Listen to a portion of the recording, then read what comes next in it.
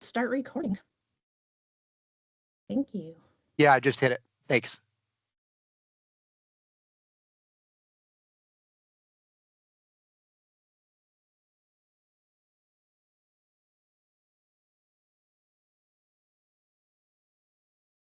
You all see my screen? We can see some mountains, unfortunately. Okay. Although they are beautiful. Can you now see my presentation? Got it. But I want you here. Okay, there you go. Good. All right. Sorry, Sarah, I'm stealing your job for this, but I'll turn it over to you after this. But just wanted to introduce Cindy Barreto, who's going to be describing to us whose nest is this again? An update on how roseate and common tern eggs are not reliably distinguished by egg morphology. Take it away, Cindy. Thank you, Allison. Hi, everyone. I'm Cindy. I'm a PhD student in the Rubega lab here at the University of Connecticut. And I will talk about how I've been improving or trying to improve reliability in quantitatively distinguishing roseate and common terns eggs based on egg morphology, which is pretty much an update of the update I gave you last year. Okay, so just to give you a context, if you were not in last year's presentation, and if you don't remember, we all do census in the colonies, and here in Northwest Atlantic, roseates and commons breed sympatrically. So on the left here, you have a classic common tern nest. It's in the open. The eggs are this brown color with speckles, dark brown speckles. These speckles, they tend to be bigger in comparison to roseate terns eggs. And they tend to be more concentrated in the wider portion of the egg. On the right, you have a typical roseate tern nest. It's inside a nest box.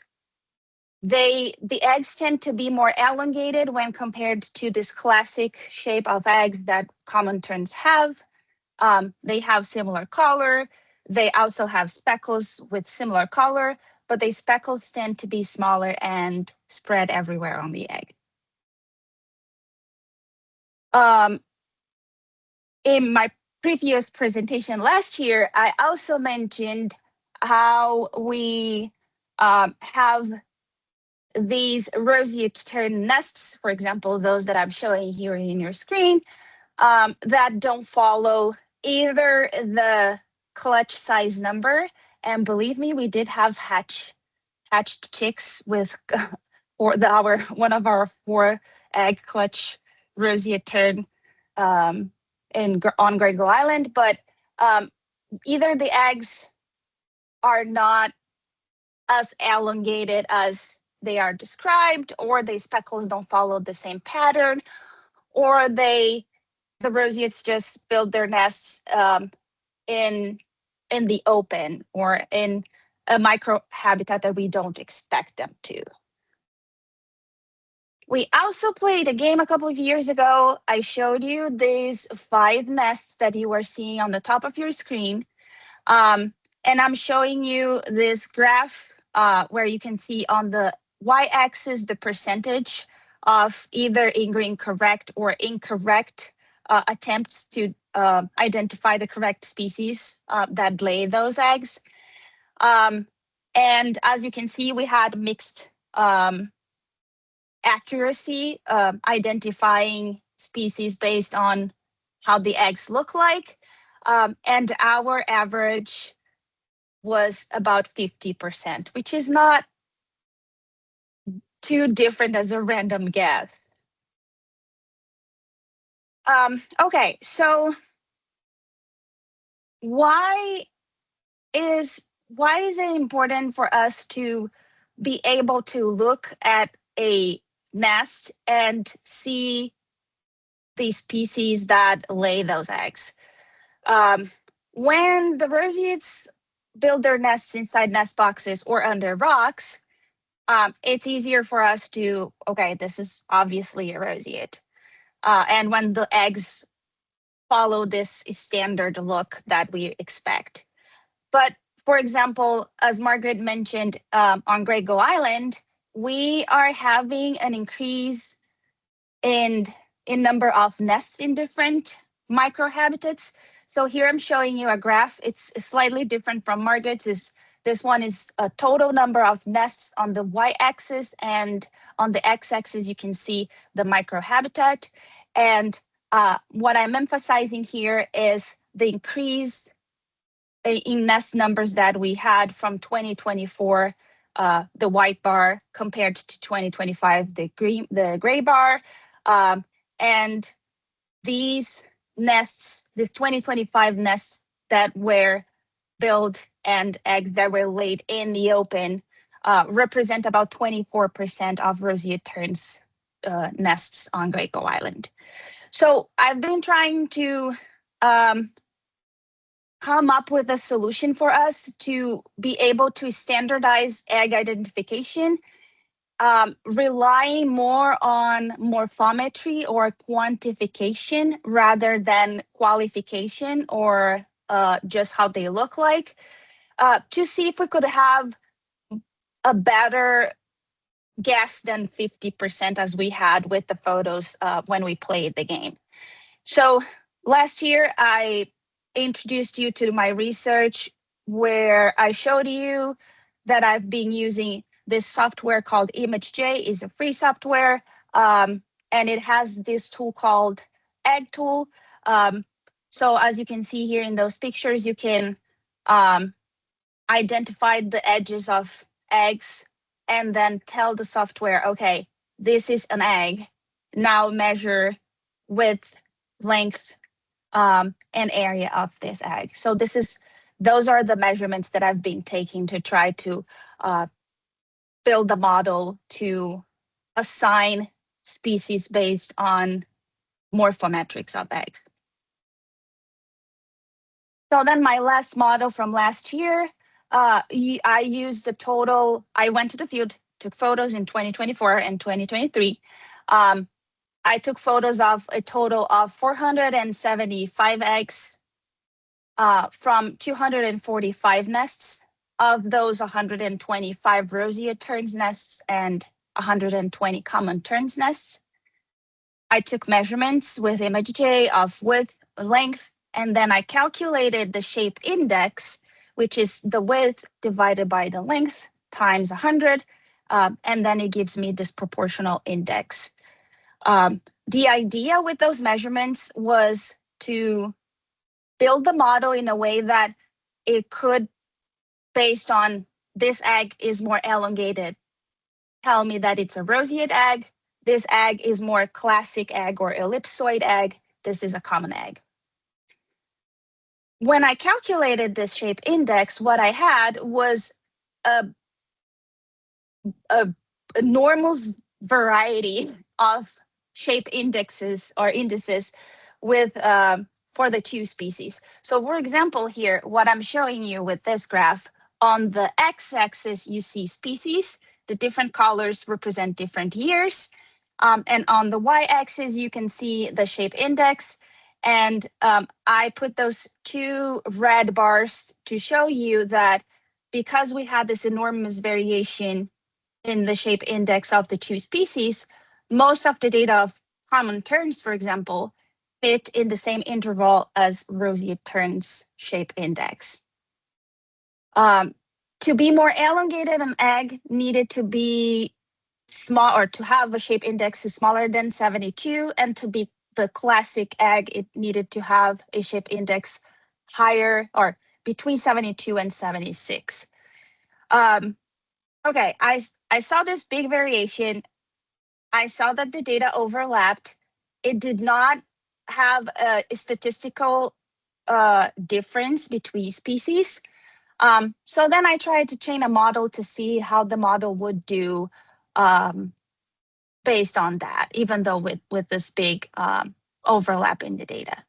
So what I did was to create a discriminant function analysis using a random forest model briefly, what this model does is to get your data and split in random subsets of data, here represented by 2, but it can be as many as the software decides. So it gets 2/3 of your data to process your data and 1/3 of your data to train the model, and then at the end, check if your model did good. So it basically gets this subsets of your data, and it creates those trees that you are seeing on the image, and it measures the distances of those trees. And with this measurement, it can see if the characteristics that you are feeding your model will produce a strong classification model. Okay. When it divides these trees, it has these nodes that you are seeing here pointed out in green. Each one of the variables that I feed the model, in this case, length, width, shape index, and year, will have a contribution while splitting those trees in my random subset to assigned species based on what I fed the model.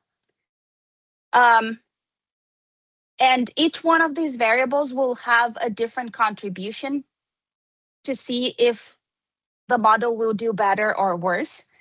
And we call this contribution Gini index. So I chose this type of model because in the end, it also gives me, okay, you have these species, or let's say common tern or roseate terns based on the variables you gave me. And I'm also telling you which ones contributed better to assigned species. You know what I mean? Okay, so I ran this model last year only with the morphometrics, length, width, shape index, and year. And I had 65% of the nests being assigned correctly as the correct species. So it did better than we did because we did 50% when we played the game. But it didn't do as good as we wanted it to do. So what we did this year was to get the next thing that we use in the field to assign species based on what we see, which is speckles. So then we counted speckles of roseate and common terns eggs, and then decided to feed this to the model this year. So we only counted speckles for 2024. So the results I will show you represent 141 nests. Of those, 74 are roseate and 67 are common. Okay, so to count the speckles is a little bit different and more complicated. So here I'm showing you a roseate tern egg. What we do is to create this contrasting image, and we tell image J, I swear to you, this is a petri dish, and each speckle is actually a bacterial colony. Can you please count? So then we use this image and tell image J to count all these speckles for us. All right. But then we noticed that, and I'm zooming here the egg or a portion of the egg for you to see, we noticed that because we were dealing with total number of speckles, that image J was considering what to me looks like 2 speckles in the second square. It was considering as a single speckle, as you can see in the third square. And it was also considering part of that Mickey Mouse speckle over there, and counted as a single big speckle, as you can see in the fourth square. So then we went back and manually counted all the speckles that image J missed. We then fed length, width, shape index, and speckles to the random forest model. And then we obtained our final model for this year based on all the morphometrics or all the numbers that we could obtain up to now for common and roseate terns eggs. So here I'm showing you a graph where you have on the x-axis the Gini index, and remember, the higher the number, the better the variable is to predict species. And on the y-axis, you have each one of the variables that I will mention one by one. So then our model used first width, then length, then the number of speckles at the wider end of the egg, then the total number of speckles and shape index, and obtained a 69% of accuracy identifying species. So we got 22 out of the 67 commons as roseates and 18 out of the 74 roseates as common terns nests. Again, as we had for shape index, we had a lot of variation in the total number of speckles. So here you can see on the y-axis the total number of speckles and on the x-axis the species. And now I'm showing you how the majority of roseate terns number of speckles fits in the same interval as commons, as well as the number at the wider portion of the egg. Okay, so we did notice that, and I'm zooming now, another portion, the same portion of the egg, but with a different thing, is that, can you see that there is a paler speckle stain-ish in that zoomed image? What happened is that image did not consider that. And neither did us when we were counting manually that speckle. So then we noticed that this is also subjective, and decided that we would rerun the model by using a different and standardized filter. And believe me, this is the last time I will try to do something numerical with those eggs. If we cannot tell them apart with our new method, we would just have to accept that we are getting 30% of the nests wrong when we try to assign them based on morphometrics. But what we would do now is to use this standard filter for all the eggs. So then the model, or the image J in this case, will decide what is a speckle rather than a person. So then we end up not debating anymore if that Mickey Mouse with the 2 speckles are actually 3 different speckles or if they are the same. The software will decide for us. So what we could conclude is that we would like that morphology was more distinctive, but it's not as we expected. We are still having an error rate of 30%, which is not super bad, but because we are dealing with an endangered species, we wanted to do better than that to be able to standardize a way for us to have the same way to identify nests in different colonies. With that, I would like to thank all the institutions that participate in this project, and I will answer your questions at the end because I know that I already passed my time, and I'm sorry about that. No worries. Awesome stuff, Cindy. Thanks for sharing the update. Right, we'll save questions for the Q&A, but we'll move on to Sarah Guitart, who's going to be discussing the impact of Roseate Tern Nestboxes on occupancy and productivity on bird and ram islands, or something else. So whichever you got your final, I apparently put them both in there. Sorry about that. No, that's totally fine. I think I sent you 2 different titles, and I think I changed it again. Titles are not my strong suit. Can you see my screen okay? Looks great. Okay, awesome. All right, so the final title that I decided on was Influence of Roseate Tern Nestbox Types on Occupancy and Productivity. And again, I'm Sarah Guitart, she, her pronouns, and I'm presenting on behalf of myself and Carolyn Mostello for Mass Division of Fisheries and Wildlife, or Mass Wildlife. We'll set my wee timer, and away we go. All right, so at Mass Wildlife, we manage 3 mixed common and roseate tern colonies from north to south. That is Bird Island, Ram Island, and Penakees Island. And these colonies are in southeastern Massachusetts in a region called Buzzards Bay. And while Pennakees supports a small number of roseate terns, we don't deploy nest boxes at this colony. So this talk today is focusing solely on bird and ram islands. So nestbox are a successful management tool at many roseate tern colonies for increasing available nesting habitat. At Bird and Ram, roughly a third of all of our nests colony-wide are in nest boxes. And the majority of the nest boxes are occupied by a nesting pair. So it ranges between the two islands and from year to year, but about 69 to 81% of all of our nest boxes are occupied. However, there is a pretty significant predation concern. And we are concerned as well that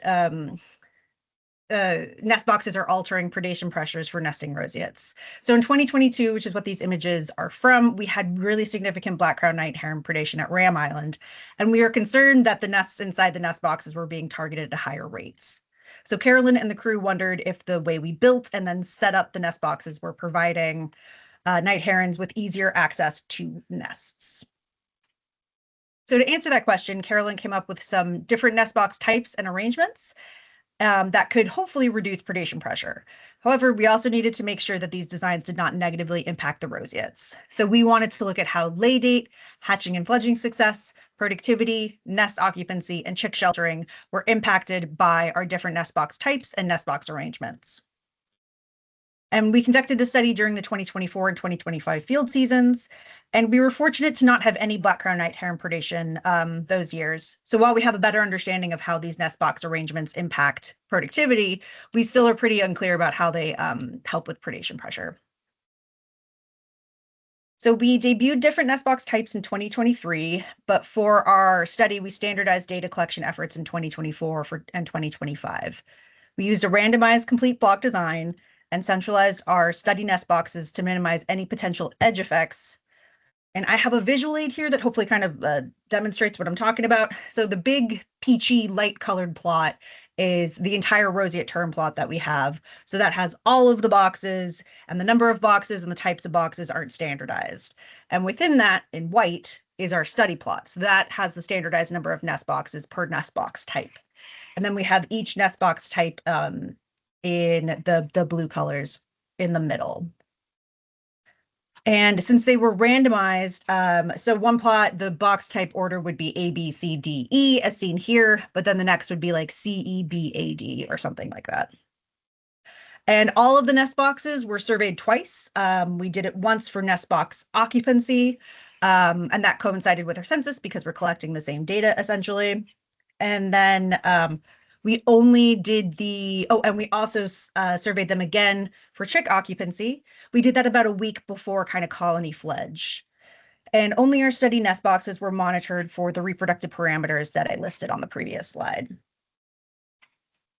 And we added a few updates in 2025.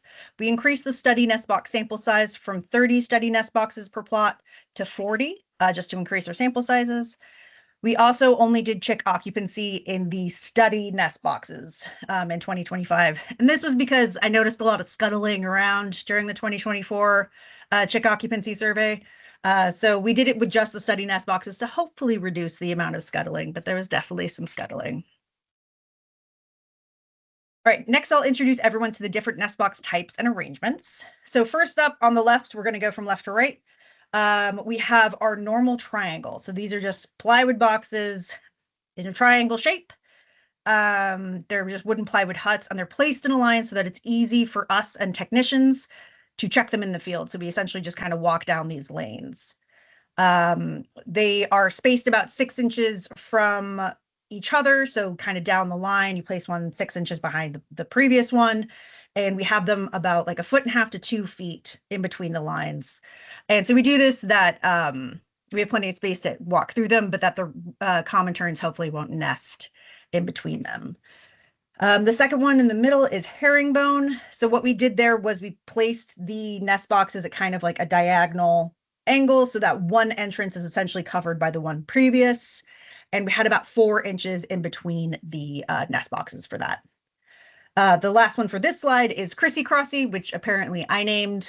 And for that one, we did the line formula again, but instead we alternated which sides are open.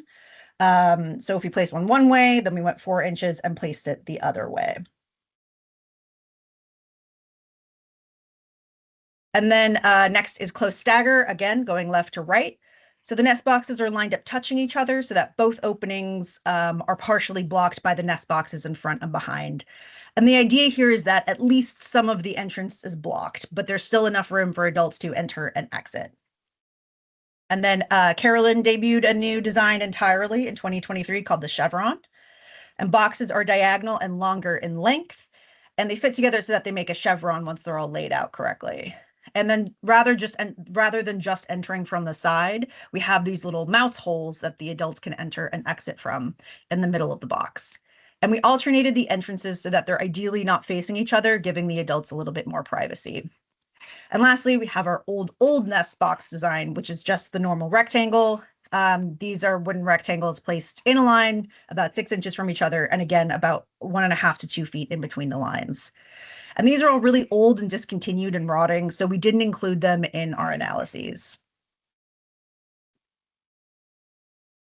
For analyses, we wanted to compare amongst groups, so we used mostly the non-parametric Kruskal-Wallis test and the Dunn's test for post hoc between group comparisons, and the parametric ANOVA test. So first up for our results, we have egg lay date. So in this figure, we have 4 bar graphs, one for each island and year combination. We have bird islands in 2025 and 2024 on the top, and then we have ram 2024 and 2025 on the bottom. And the nest box types are on the x-axis, and the ordinal lay date for the egg is on the y-axis. And the legend has the full name for the nest box as well. We just have the initials at the very bottom. So there were no significant differences in median egg lay date among the nest box types for either colony in 2024 or 2025. And for Ram Island, which are, again, the 2 bottom graphs, the lay dates are very uniform, and I found that actually to be more surprising than the finding of no significance. So I thought that was pretty cool. Next is hatching success. Again, we've got 4 bar graphs for each year island combo, and the box types are on the x-axis. We've got hatching success on the y. And so for hatching success for us is the number of eggs hatched over the eggs laid. And as you can see from this figure, there were no differences at all amongst nest box type. So I think we can pretty confidently say that the different nest box setups were not impacting hatching success. And this wasn't surprising given what we know about the how our Roseate Terns typically operate. Fledging success was the first reproductive measure where we saw a significant difference. In 2024 on Bird Island, so that's going to be the top left, fledging success for Crissy Crossy was significantly higher than for Close Stagger. So Crissy Crossy is that first kind of purpley guy, and Close Stagger is that kind of cobalty blue one. However, this was not seen on Bird in 2025 or for Ram for either year. So our ability to draw conclusions regarding fledgling success amongst the different box types, I personally feel is fairly limited. Median productivity was similar to hatching success, where there were next to no difference amongst groups for all island and year combinations. And this isn't really surprising, as productivity for Roseate Terns at these colonies tend to be pretty uniform across the years. We usually are getting in at that 1 chick fledged per nest pretty consistently.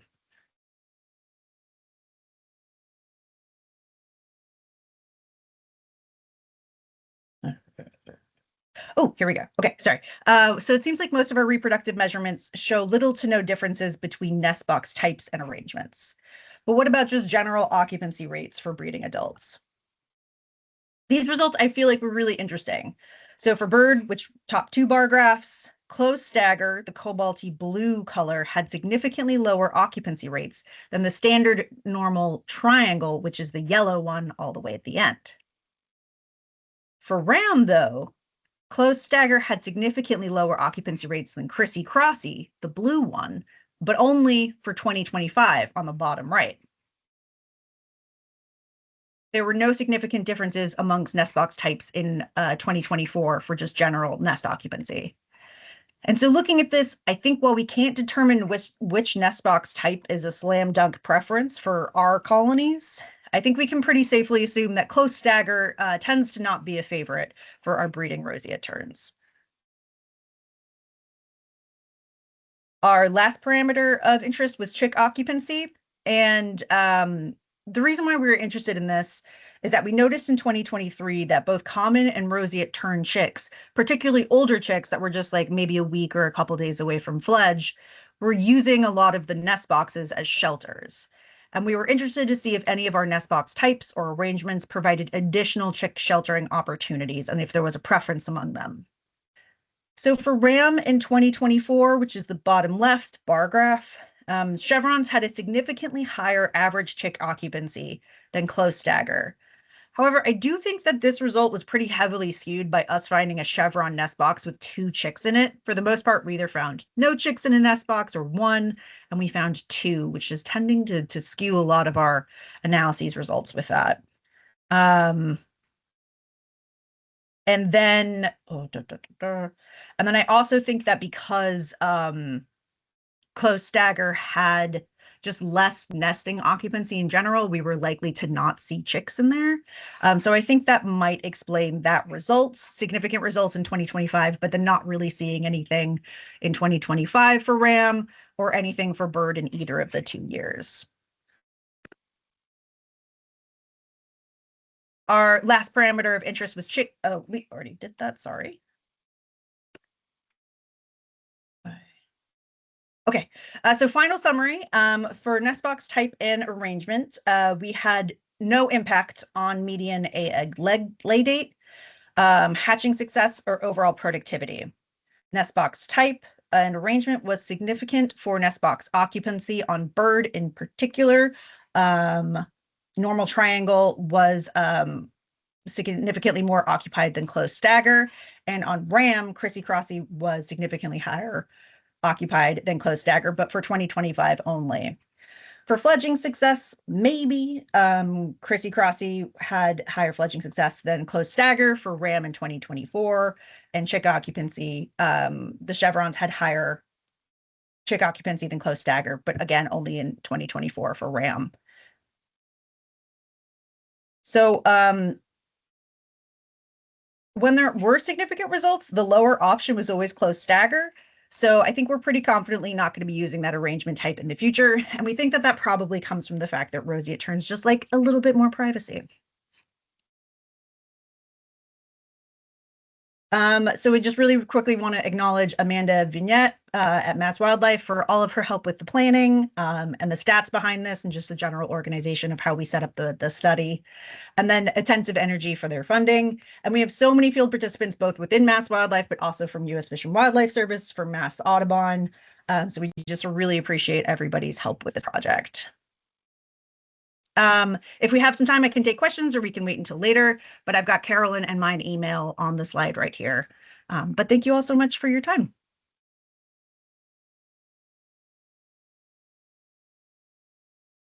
Right, great work, Sarah. And I think we spent about 15 minutes on questions for both Sarah, Cindy, and any of the colony managers.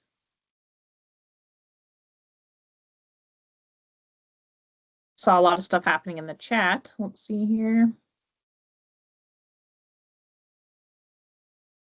But if anyone has a question, if you'd like to raise your hand. Ricardo.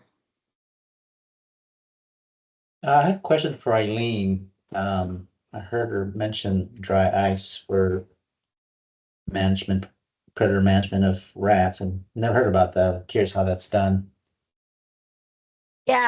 Yeah, we it comes in a pellet form, and so comes in a big cooler in pellet form, and we just took it out to the island, and you put so much dry ice, I can't remember the exact amount, into each burrow opening for the warren, and you just stuff it in there as far as you can and cover it back up. We were really kind of unsure how it would work in the sandy substrate, but I think we did have some success with it. It was a pretty simple process to undertake. Are those burrows only used by rats? I mean, Yeah. I don't know. Down here we would have all kinds of animals using burrows, and Yeah. even like blue crabs or something. Yeah. No, as far as we know, they're only used by the rats. Okay. Thanks. Looks like there's a question for Sarah or Carolyn from Liz. How have black crowned night heron predation rates compared historically between roseate tern nests in boxes versus natural habitat types? Do you think nested boxes are at greater risk? And Carolyn did answer that in the chat, but I'll just read it out loud. Liz, sometimes night herons concentrate on nests in veg and sometimes on nests in boxes. And she thinks that individual variations in predator preferences are at play. Thank you, guys.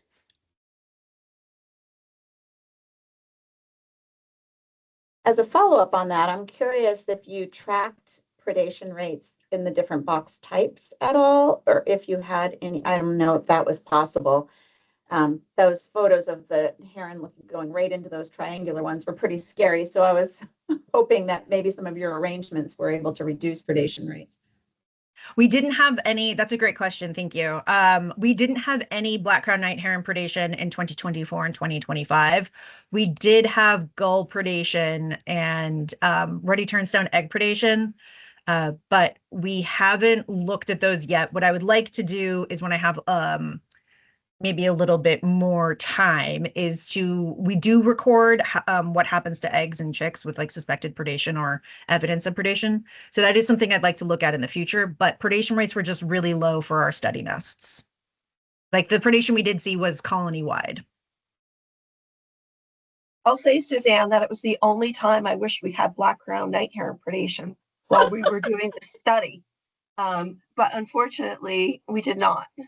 We were trying to, reduce predation in other ways at the same time as this study.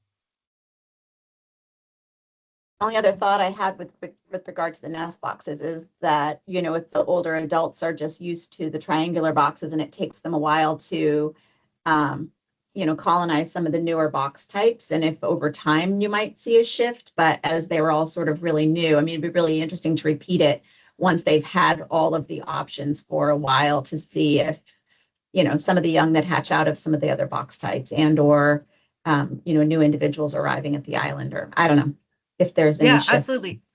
And we did see a difference in lay date, egg lay date for different plots around the islands. So that does kind of continue to be sort of where they're filling in.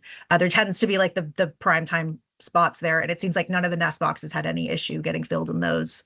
So it'd be interesting to see it kind of like the outsides of the prime spots if there is a difference, and we see a little bit more preference for nesting occupancy with that.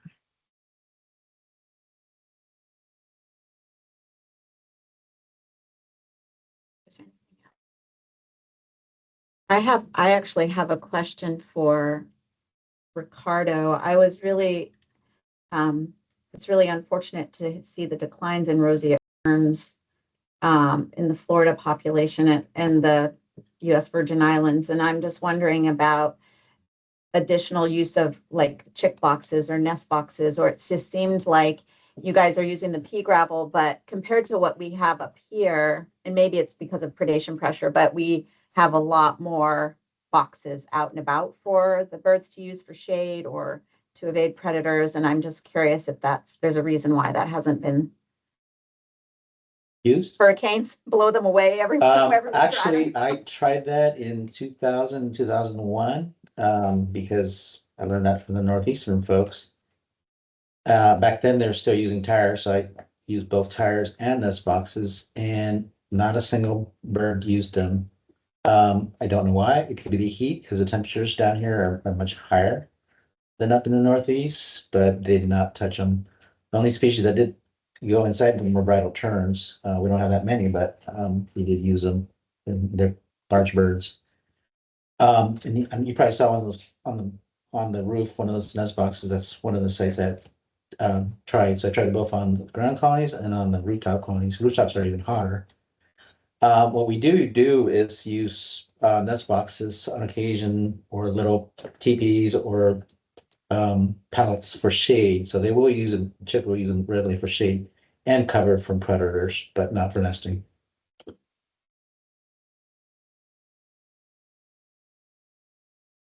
Carolyn. So Cindy's done such a great job with her study, and it's really interesting. We're constantly trying to train people super quickly to identify common and roseate eggs when we're censusing. And, of course, the habitat's incredibly important. So we would never be able to, at least by eye, predict with high certainty without that habitat component. You must be incredibly sick of doing things with those eggs.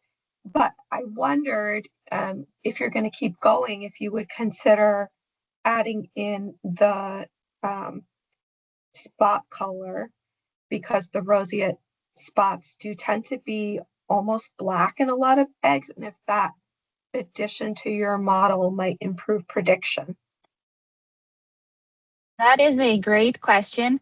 Surprisingly enough, well, because I like so much eggs, I'm still willing to keep working with eggs. But the only reasons we decided to keep colors out were, one, we would need to manipulate the eggs to have a controlled lighting and all the camera settings the same for all the eggs. And because we are dealing with roseates and they are endangered, we decided to not keep like grabbing eggs from nests and taking photos.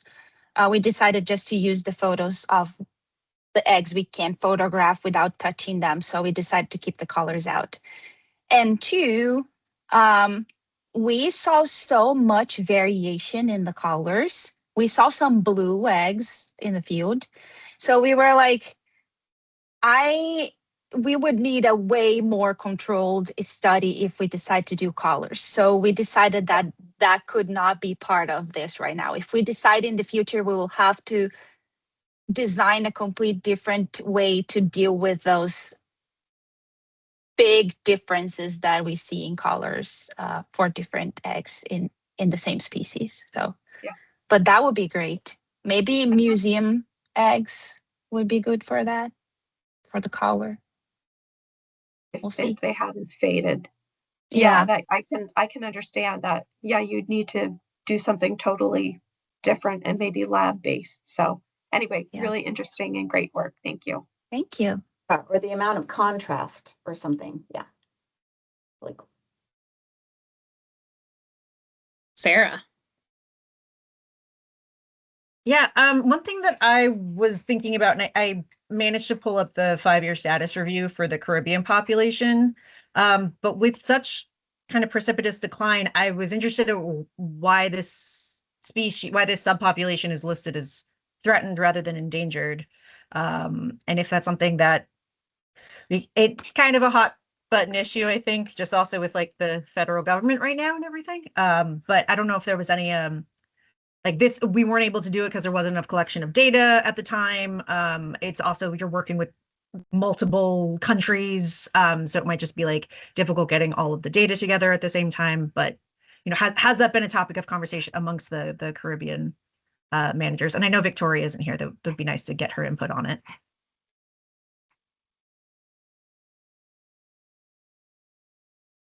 I'll jump in real quick. oh yeah, good. I've always wondered that the same. Why is the Caribbean population considered threatened when it does not seem like it's doing very well at any of the Caribbean sites? I actually we had a Caribbean Roseate Tern meeting last year. And so got some of the folks together, and there's not a lot of work being done with Roseate Terns. So we don't really have a good handle on those islands, a lot of the islands in the Caribbean, on what's going on. Certainly don't hear from Cuba, for example, or Mexico. So I kind of attempted to try to have a working group, but it didn't really get off the ground. I was trying to have a follow-up meeting, and I didn't get many responses back for a second meeting. I haven't given up on it, but yes, I think there's a need for more interest and attention to the Caribbean colonies to kind of get a handle on what the status is and the trend is for the population. But I don't think it's doing well. And I was pretty alarmed to see Victoria's data. I know they've had a lot of problems in the past with rat predation in some of their islands. This is from Paige, who spent a couple of seasons out there. But that's a very good question. Ricardo, Yeah, is it and I- anything? Oh, sorry. Suzanne, go ahead. Oh, No, I was just gonna say that I don't know from the services standpoint, when the listing happened, many years ago, if that population was doing better than relative to the north. Yeah, and that has flipped. But, we're supposed to do 5-year reviews. We are way behind on that. That's something we're going to talk about in the next session, where Kate and Jess have started working on a species status assessment. But I believe they're only assessing the Northwest Atlantic population and not the Caribbean as part of that. If that's a Region 4 thing, but it would be really good to have that conversation, because perhaps it would be worthy looking into who the lead is and what their timeline is for doing a 5-year review and or a species status assessment that includes that population, and which could lead to a reevaluation of the listing status. Yeah, definitely need it. Yeah.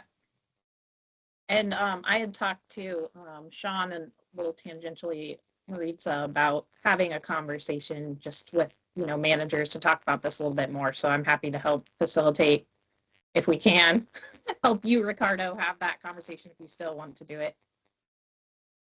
Yes, absolutely. Yeah. Great. See, we got something on the follow-up list. Very important.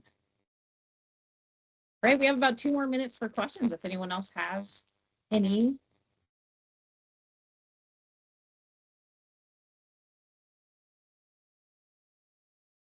All right, well, definitely keep, if you think of something new, put it in the chat. Also, if you haven't yet, put your name and affiliation in the chat. And we will move on to our Roseate Tern recovery and data sharing session. Kate, are you around? Do you want me to show really quick? I have one slide really quick that I was going to show. Sorry about that, Susan. No, that's okay. Before we jump in, because we've had so many questions, I'm just gonna see if this will present. That comes up.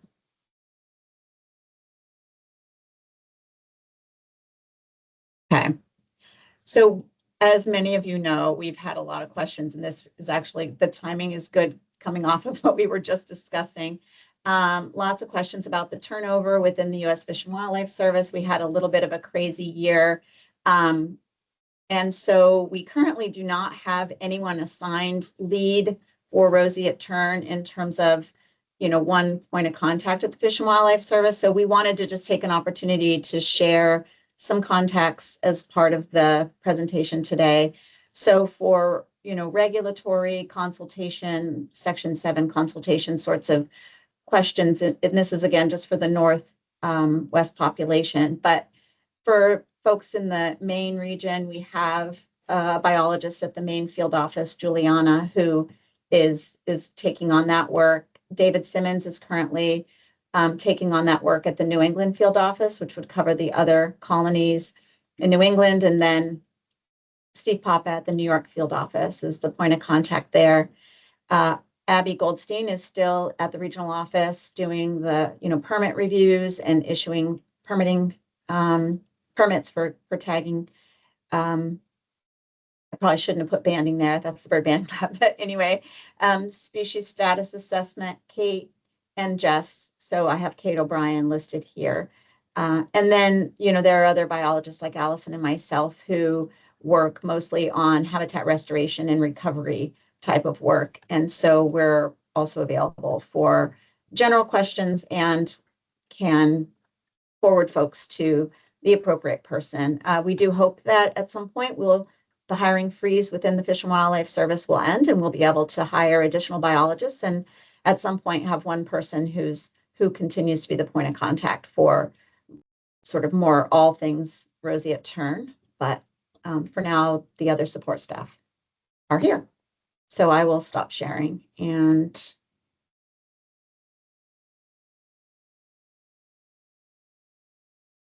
let you guys, let's see, move on to Kate. Great.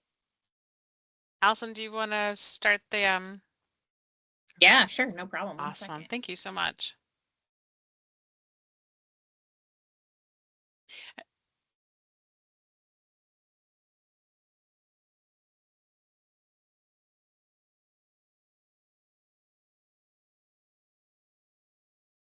Again, my name is Kate O'Brien. And do you want me to, do I need to do it from this end? Sorry. Yeah, I somehow didn't put it in the right spot, perhaps. Sorry about that. Oh, let me see if I can, Had such a good folder situation, but it's failed me now. all right, let me see if I can do this and then I'll advance it for Jess. I'm always like, hold on.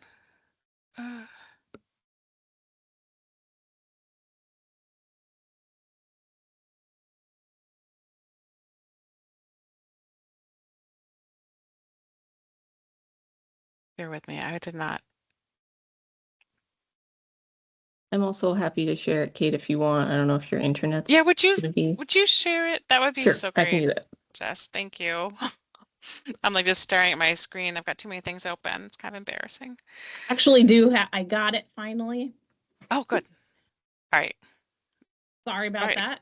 Again, no problem. Thank you. Yeah, today, Jess and I are going to talk to you a little bit about the species status assessment for the Roseate Tern, the Northwest Atlantic DPS. I am sure that you have been, you've heard this SSA before, and I am here to assure you that we are working diligently on it, and I'm trying to finish it up. So going to ask for a little forgiveness if you've heard this over the years that the SSA is underway. Again, my name is Kate O'Brien. I work for U.S. Fish and Wildlife Service, and Jessica Espinosa is also going to help me with the presentation. So next slide.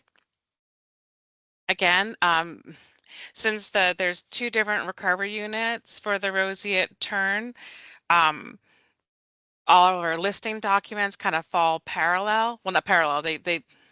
They're different different documents. So like your 5-year, your recovery plan, and your species status assessment will be covered independently. So this SSA is really covering the breeding population of the Northeast North American Roseate Tern throughout its life cycle. So that means we're covering its breeding areas, its staging areas, and its wintering areas. Next slide. So I'm here to talk to you, or we're here to talk to you a little bit about the species status assessment. The species status assessment is analysis of best available scientific and commercial information for the species. It's always a bit of a trade-off because there's always such great new information coming down the line. It's always a bit of a push or pull. Do you go with what you have or do you wait? But obviously, you know, given the rapid pace that we're learning about the species, at some point we have to kind of say we're moving with what we have.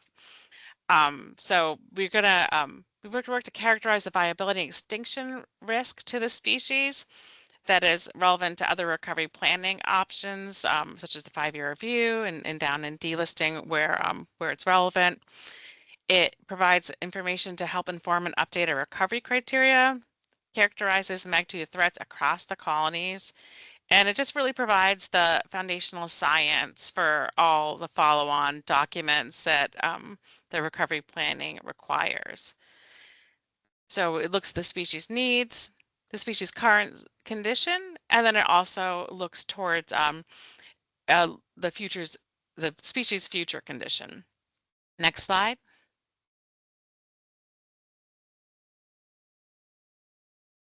So the species status assessment looks at the animal through the lens of the 3 R's, which is representation, resilience, redundancy, and that comes together to inform our viability through time.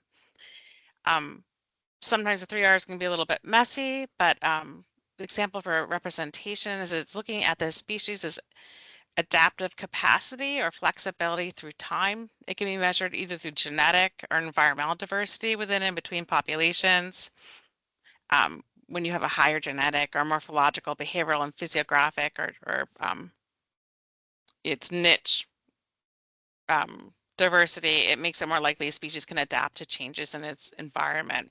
So some examples, the Roseate Tern are cold and warm water nesting colonies and bird staging in different areas. And, you know, if we have it, it would be a high effective population, a high genetic diversity within the species. So those are things that can help measure the representation or adaptive capacity of the species. Resiliency is measured by the size and the growth rate of the population, and that's an index to how well it can bounce back from environmental or stochastic events. For a roseate tern, it would be like bouncing back from like a year of really poor productivity from decreased access to forage fish, or maybe a horrific nesting season. If you have a resilient population with a good size and growth rate, it can more likely bounce back. Then finally, redundancy is measured by the number of resilient populations and their distribution and connectivity. And that gives a species the ability to withstand a major catastrophic event like a hurricane or disease outbreak. It's an example of like not having all your eggs in one basket or not having spatially correlated populations. So for the roseate tern, it's our colony size and its distribution throughout its distinct population segment. Next slide. So of course, all these things, it's not quite as simple. They're all interrelated. They can impact one another. I think I'll just leave that slide at that, but they're not independent of one another. They're the 3 R's. Next slide. So, why are we doing this now? Well, it's time. It's time to do it now. I was going to go back, give you a timeline what was happening back in 1998 when the recovery plan was written, but I'll just leave it as at least Y2K didn't really happen. It wasn't as bad as we thought it might be. But the Roseate Tern recovery plan was last updated in 1998, and we know that it's time to revisit it. So for this instance, the recovery planning, our species status assessment is going to take all the information we can get and help us adapt the recovery plan. Next slide. So a little bit about how the service has approached its recovery planning process now. We've got our SSA, which is the science, which is able to be updated on a fairly regular basis. We have our updated recovery plan, which is where we set our criteria, our broad actions, and our time and cost. And the way the service used to do this is they'd have their recovery plan would be like the catch-all for everything. But the thing about recovery plans is that they are statutorily mandated and they must be updated through the statute. So it can take a lot of time to kind of get that through the CFR and the statutory process. So we have this streamlined 3-part recovery planning process where we have the science, we have an updated recovery plan, and then we have a recovery implementation strategy, which is kind of the nuts and the bolts of working with our partners to identify more specific actions that we are going to take through time to help recover the species. And this is meant to be adaptive, flexible, to respond to like how stressors and things change through time. So that's how we're approaching this species and why it's so important for us to have the SSA underway. Next slide. So where are we at right now? This is kind of a conceptual timeline for the SSA. So we've completed, Jessica and I have worked with people to complete a rapid data assessment, reports and literature review. I've reached out to some people with some questions and gathering additional information. We built kind of a rough conceptual model, and then there's a lot of writing, as you can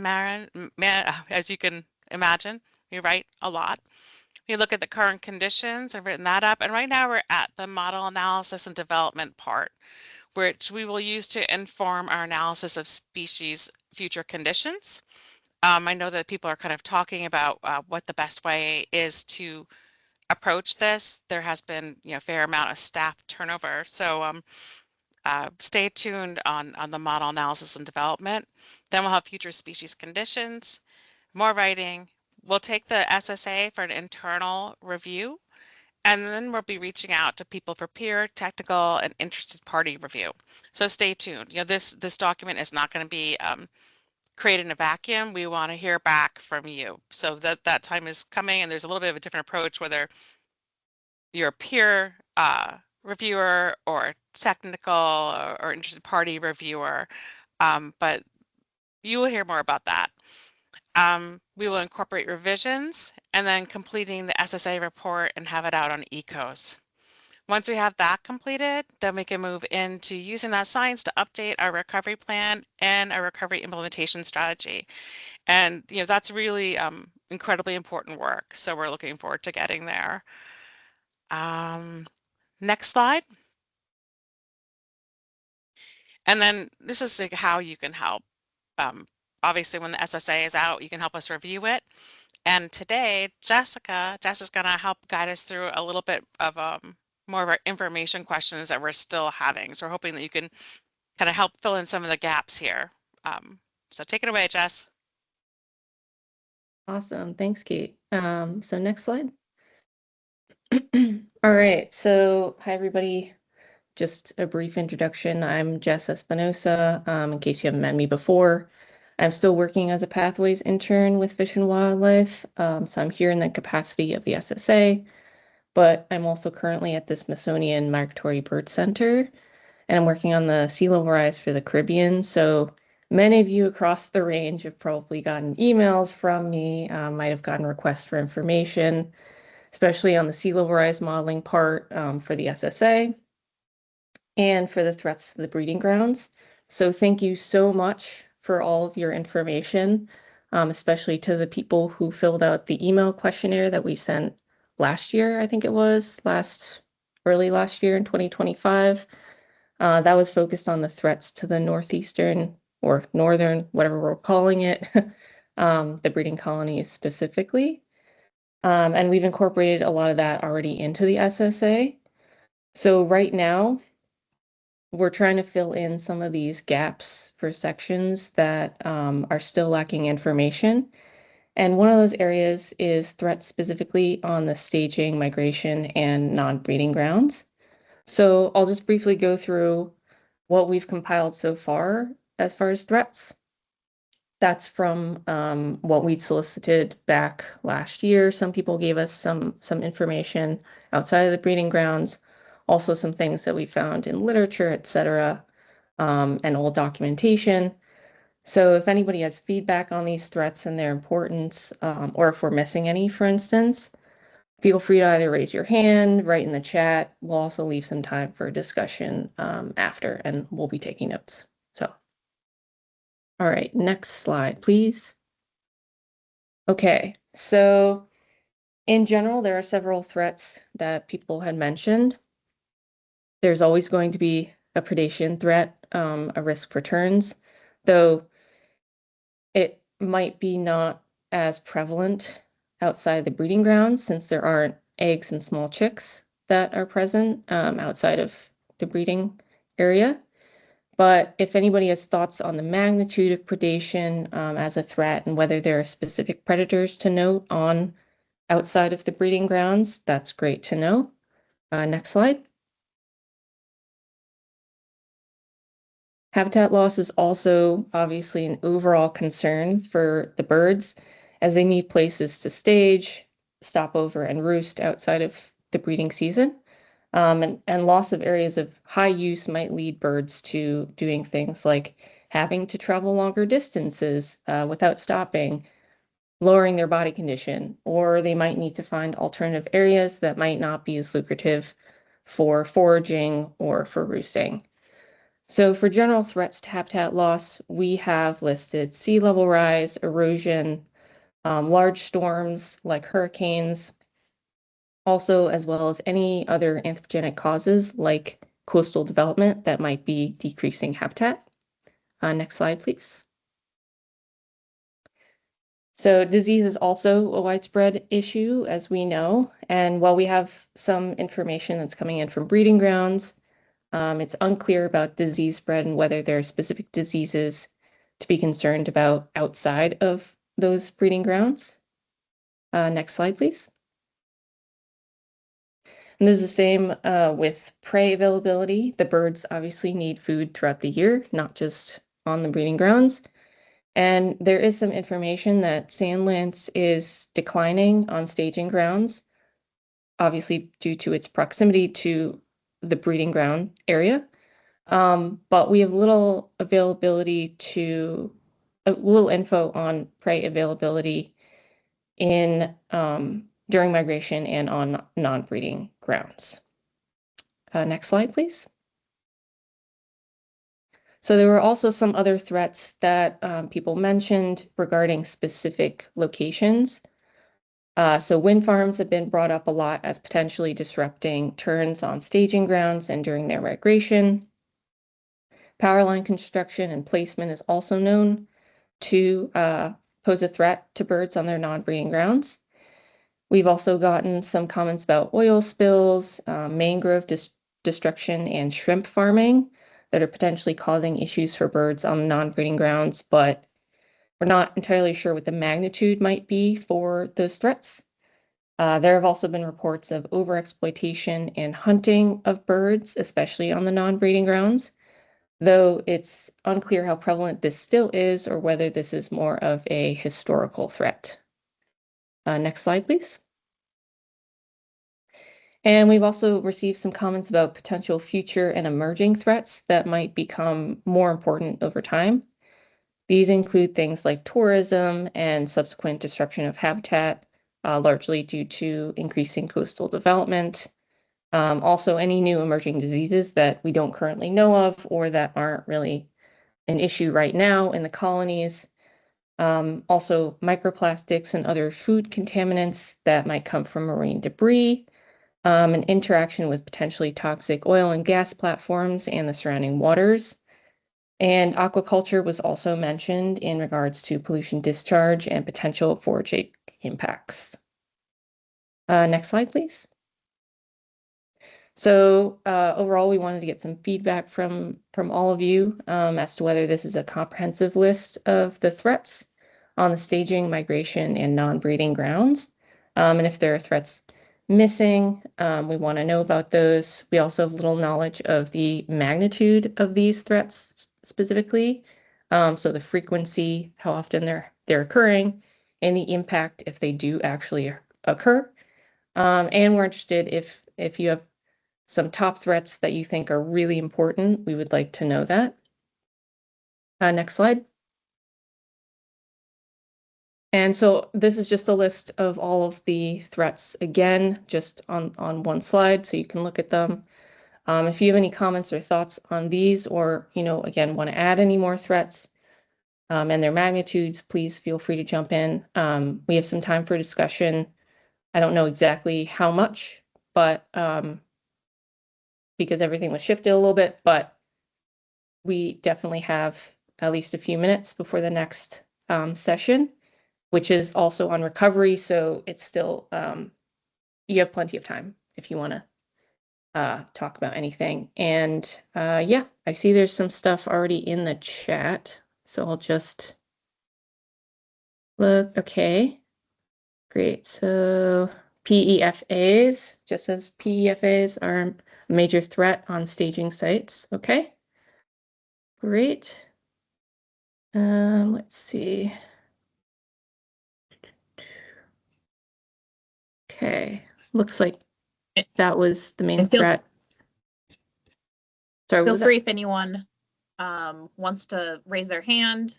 We can give like 20 minutes to this discussion if we have a lot of things to share.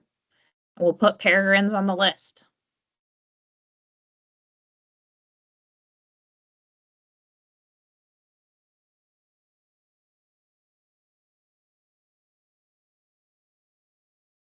I'll just mention, I know that folks are aware of the work that's been happening in Brazil with power line markers and all of that work.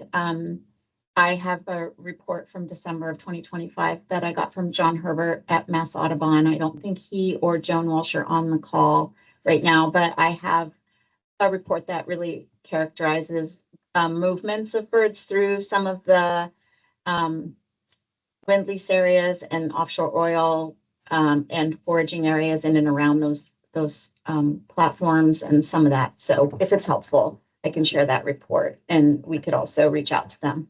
So I just wanted to mention that. Awesome. Thanks, Suzanne. Hey, Suzanne, I'm here. And yeah, that sounds good. Sorry, I jumped on late. I just got back from Brazil yesterday.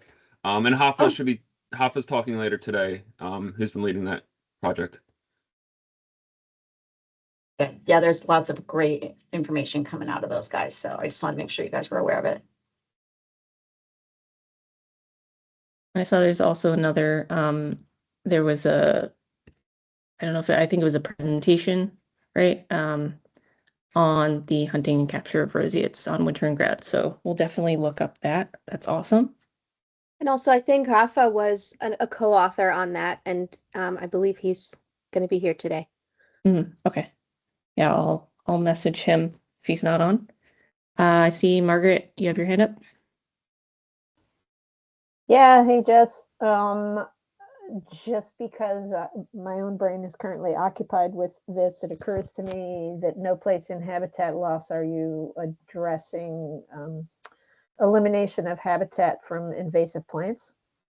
I know there are a bunch of us on the call who are currently, if you saw some of the talk earlier about trying to use salt water to, open up land, the invasive plant problem, I think, is at least reducing habitat in a fair number of places. So I'm not sure how you'd quantify that, but maybe something to throw on the list. No, that totally makes sense. Yeah, because we were thinking of that as being on the breeding grounds, but it definitely could be on the other grounds as well. So a lot of that. I just had a quick, well, nobody has their hand up for the peregrines. Maybe I missed it. Is that on, what is the context of that? Is that on the staging grounds? Yep, staging. Yeah, peregrine. Yep. Okay, I missed it. Yep. Okay, and is that mainly chicks? Do we know? Adults? Is that a big issue? Not sure. Jeff, do you want to speak about that? Yeah, it's adults and hatchier birds at that point in time. When I'm doing my work, frequently a peregrine comes in, the whole flock will get up and try to get above the peregrine, sometimes disappear entirely. And I'm not sure where they're going, but if there's any cases where the adults are out catching fish for the young, which they're still taking care of, and come back and the kid isn't there, then they have to find where the kid is to feed it. So it could impact the ability of the young of the year to get ready to make that big migration to South America. Makes sense. Okay. Good to know. Good to know it's both adults and hatchier too. Interesting. Okay.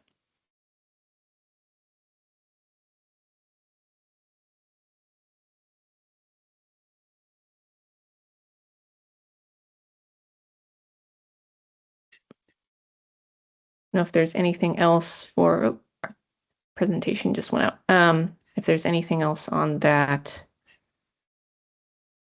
or if we want to move on to the general talk, feel free to, I can also put my email in here. I realized it's not on the presentation. Let's see. In case you think of more things, feel free to email. I'll put both my emails here.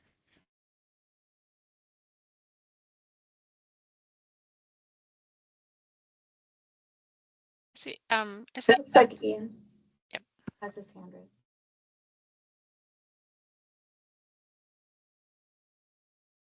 Go ahead, Ian. You're on mute right now.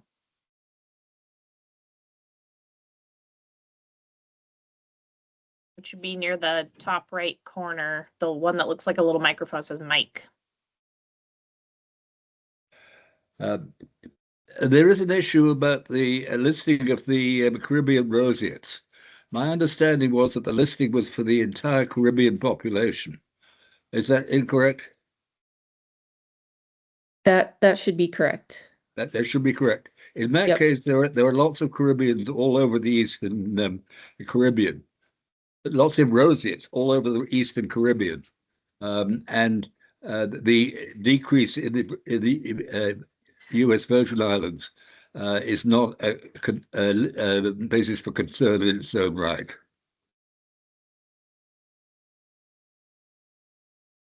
That's a good point. Definitely need to consult with the rest of the Caribbean population land managers.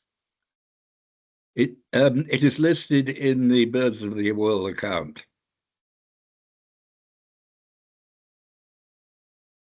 Thanks, Ian. Yeah, thanks. Yeah, we'll definitely see who else we can reach out to about that.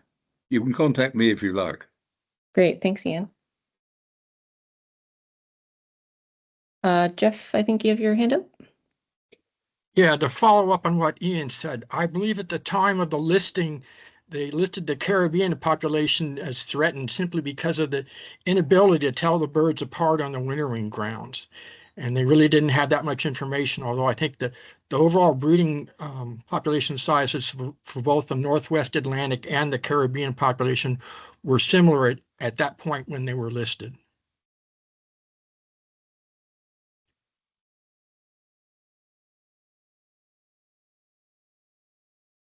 Yeah, thanks, We'll Jeff. stay tuned for makes sense, yeah. Patty's talk later to learn a little more about that.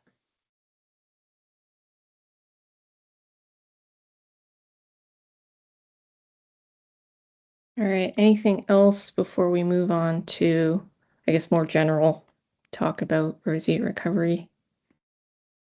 Again, if you think of something, feel free to email.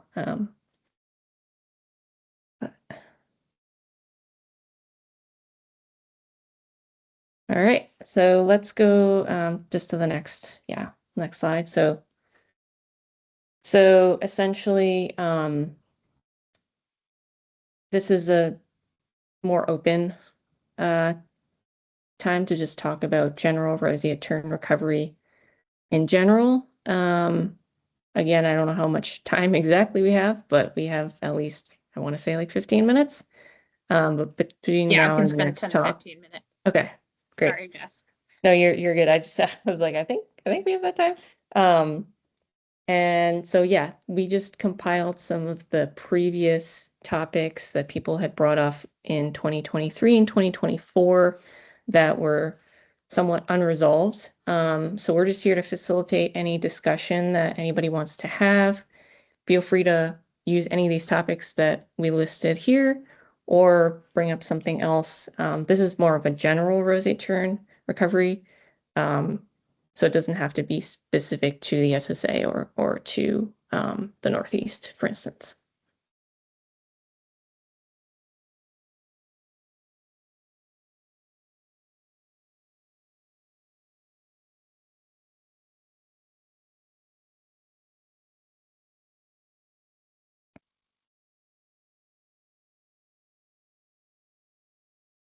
Jeff.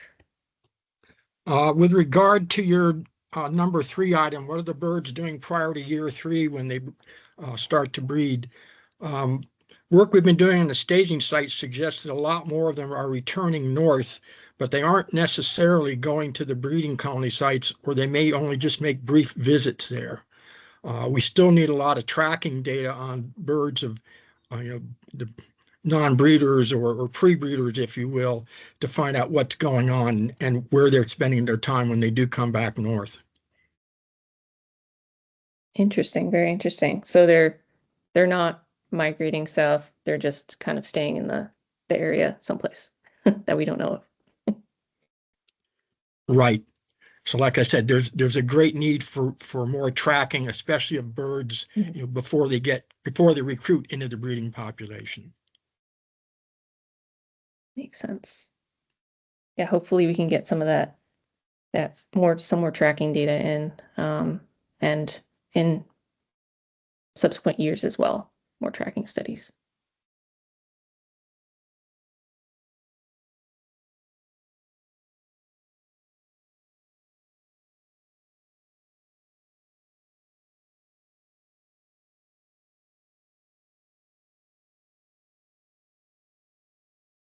All right. Well, it looks like these are some thoughts that people need to keep mulling over a bit, perhaps.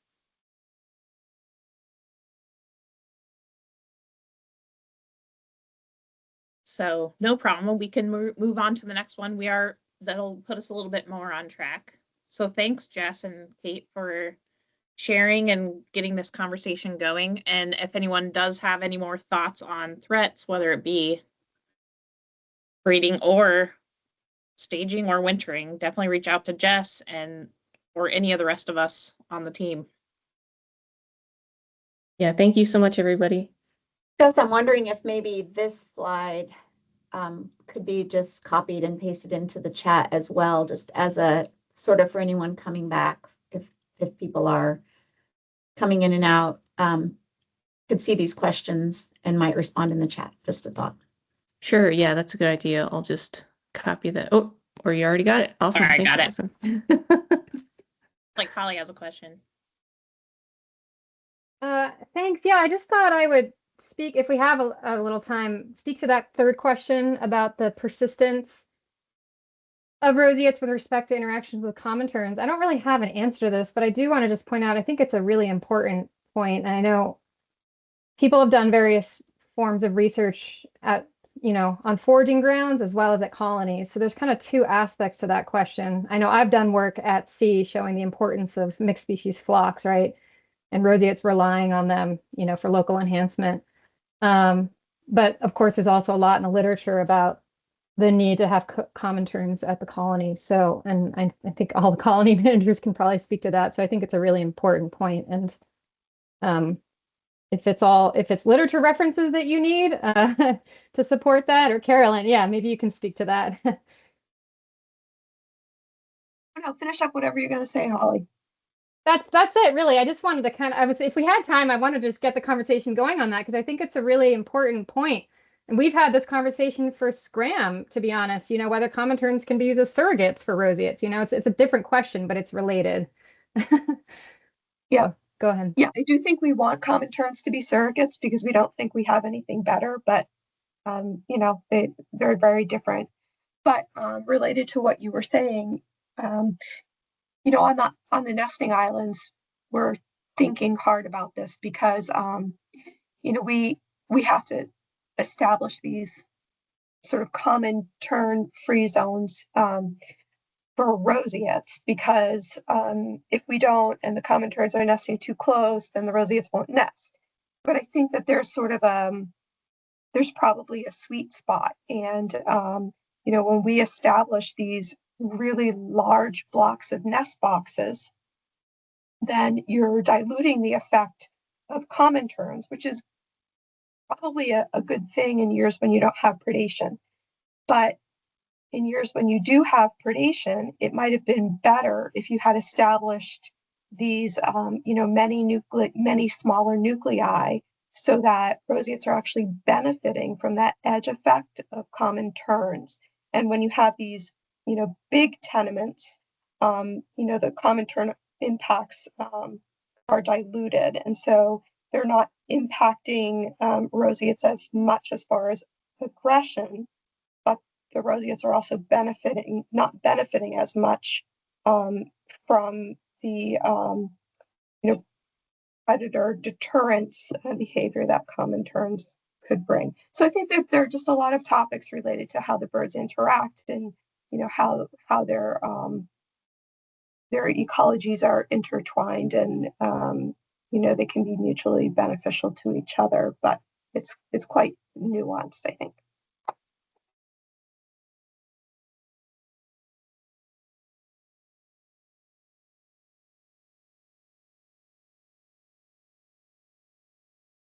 Margaret, go ahead.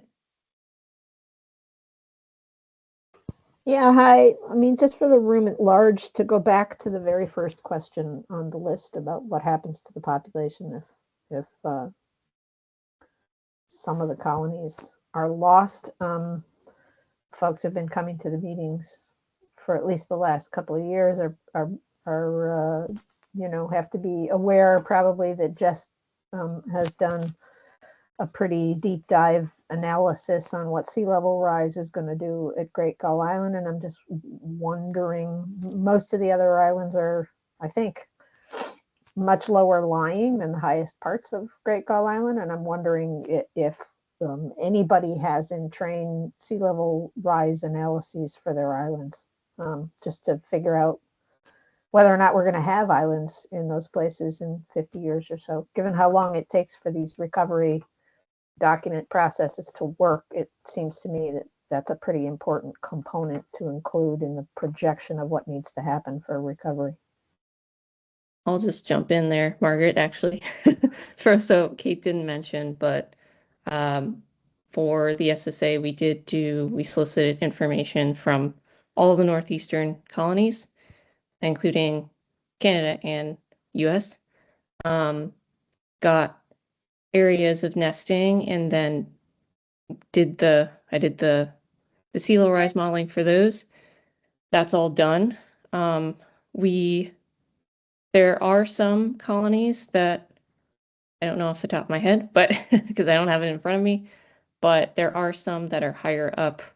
And it also depends on things like erosion and what that's going to do to, the colony. Like, is it mainly made of rock that's not going to erode super quickly, or is it like Great Gull where there's a lot of sand that's taking big chunks out of the colony every year, which is not great.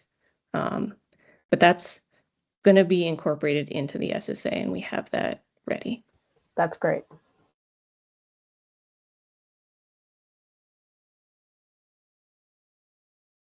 Okay, and that's something we're still a little bit looking for, is like particular erosional rates for islands that we do not have them for yet, in particular the Gulf of Maine.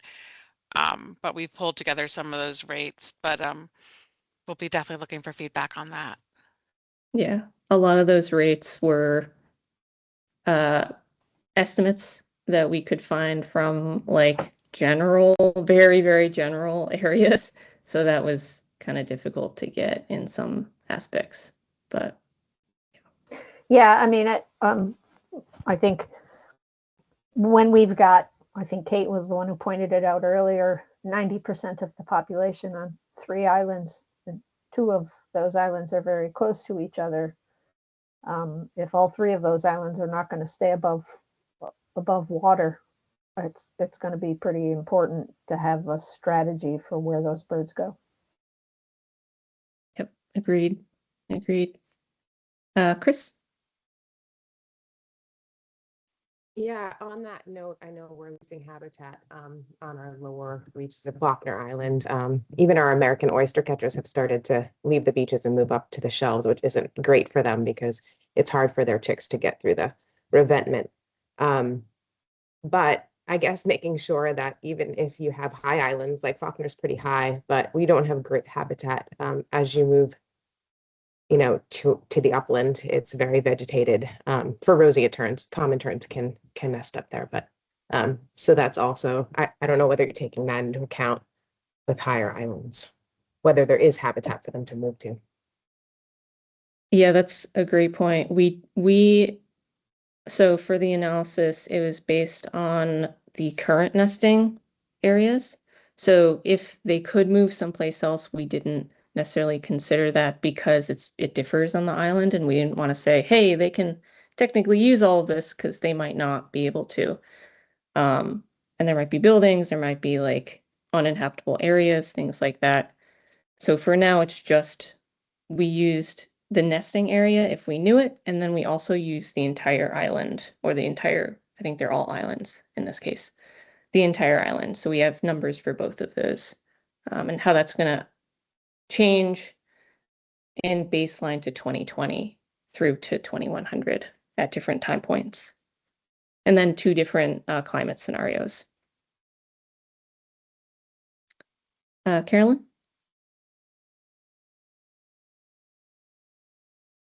So this is sort of a general comment. I spend a lot of time working on piping plovers and least terns, and they're frequently nesting on habitat that's quite low. It's very dynamic, it's overwashed, and a lot of our roseates are nesting on higher islands. Mine isn't one of them. Most of mine aren't very high. Ram Island is 6 feet above water now, and so I think maybe as a group we haven't really solidified to ourselves that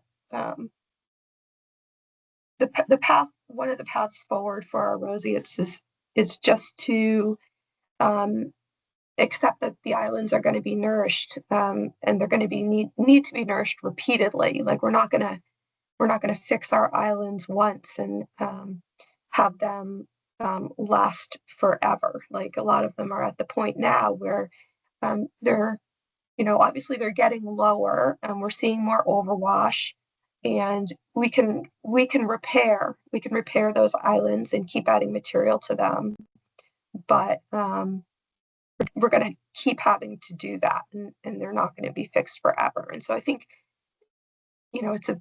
it's a bit of maybe just shifting our expectations of what we have to do in the future. We're working on restoring Ram Island now. We're in the design phase, and we'll be heading into permitting soon. And the island's so low already that we're kind of limited in how much we can build it up under, considering the regulatory environment that we have in Massachusetts. And so that means we're not going to build an island that's, we're not going to be adding 10 feet of material to the island. We'll be adding a few feet of material for the island, and we will have to nourish it more regularly. And so I think we just have to kind of accept some of those things as having to be necessary going forward with roseate habitat.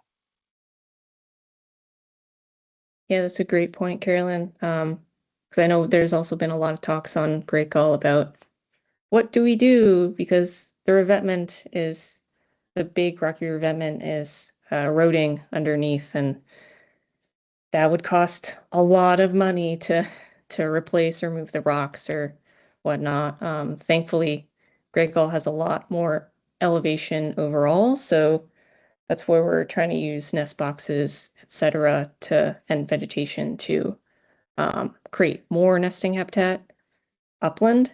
But there's also areas like bird and ram that if they're going to be underwater, then or that's going to erode away, then you don't really have the area to put more boxes or to put more terns. Yeah, we've got to maximize what we have right now, and then be thinking realistically about what we can do in the future. And Margaret and Joan and Peter have just done a fantastic job planning for Great Gull, and I know all you guys know that you have a big monster of a restoration project ahead. Maybe there will be things that will be more feasible than tackling everything about the monster. I think this species fits into a framework, or may fit into a framework of like the resist, accept, direct in terms of our changing environment. Do you preserve what you have, accepting what happens, which is not great outcome, or do you try to direct the species to areas that might have more resilience? And it's definitely, it's complicated and challenging path forward for sure when you look at it through that future lens. So, and I do think that Buzzards Bay and Great Gull have kind of an advantage in managing their birds in some ways, because our birds are so focused on those sites and don't want to leave, so they can accept things that they wouldn't accept if you tried to move them to a new place. So if you tried to build a low island, a kilometer off of Great Gull, they probably wouldn't use it. But if you were to put a low sandbar in with some vegetation right next to Great Gull, and this goes for bird and ram as well, they probably would.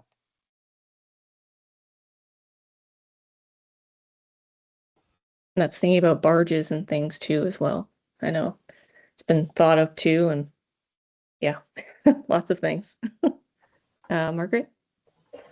Yeah, I mean, with respect to trying to move birds around, I'm sure Carolyn is correct that you can't just throw things out and have birds who have such nice nest site fidelity to automatically move them. But some of what we're talking about really raises a question which I don't think we have an answer to, which is do we currently have birds roaming around in the population who have nowhere to go, right? If you built more habitat by whatever means, is it clear that we have birds who can't get a breeding opportunity because there isn't someplace for them to go? Because that's another way to build resilience, right? Is to make sure that there's just more nesting habitat so that there are some choices. So I think the life history data are important. I'm sort of looking forward to what Peter and Kayla and Nate Center are going to find out about what the life history data, what the band returns, for instance, are telling us about those kinds of things right now. But not assuming that we have excess population is pretty important. The question of whether we've got any density dependent effects operating in our colonies right now is something that we're at least not studying directly and would be important to know about. You don't want to build a colony where you've cranked the population up so high that you're starting to suppress productivity through density effects. So there's a lot of stuff it would still be great to know.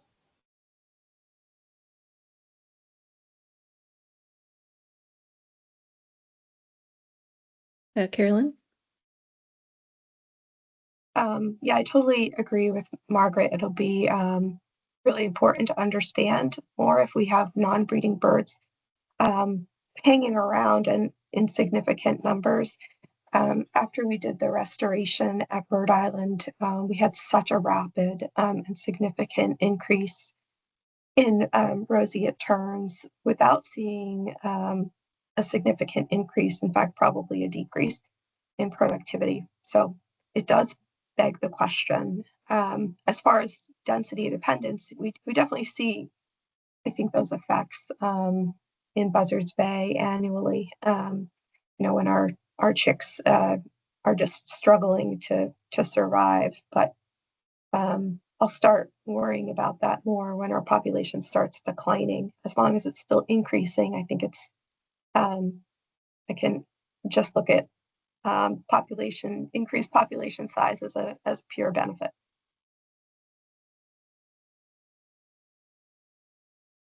Well, that was some really excellent conversation. I don't want to cut it off, but I think we do need to move on to our next talk. So thank you so much to everyone who shared, and to Kate and Jess for sharing their hard work with us on the SSA. And definitely reach out to them if you have any more thoughts. I am excited to introduce Kayla Davis, who will be, hopefully is here, even though we're running about 20 minutes late. So I apologize that might eat into everyone's lunch a little bit or make us super hungry, but I think it's worth it. Kayla, are you here? Yes, I'm here. I'm working on sharing my screen. Great.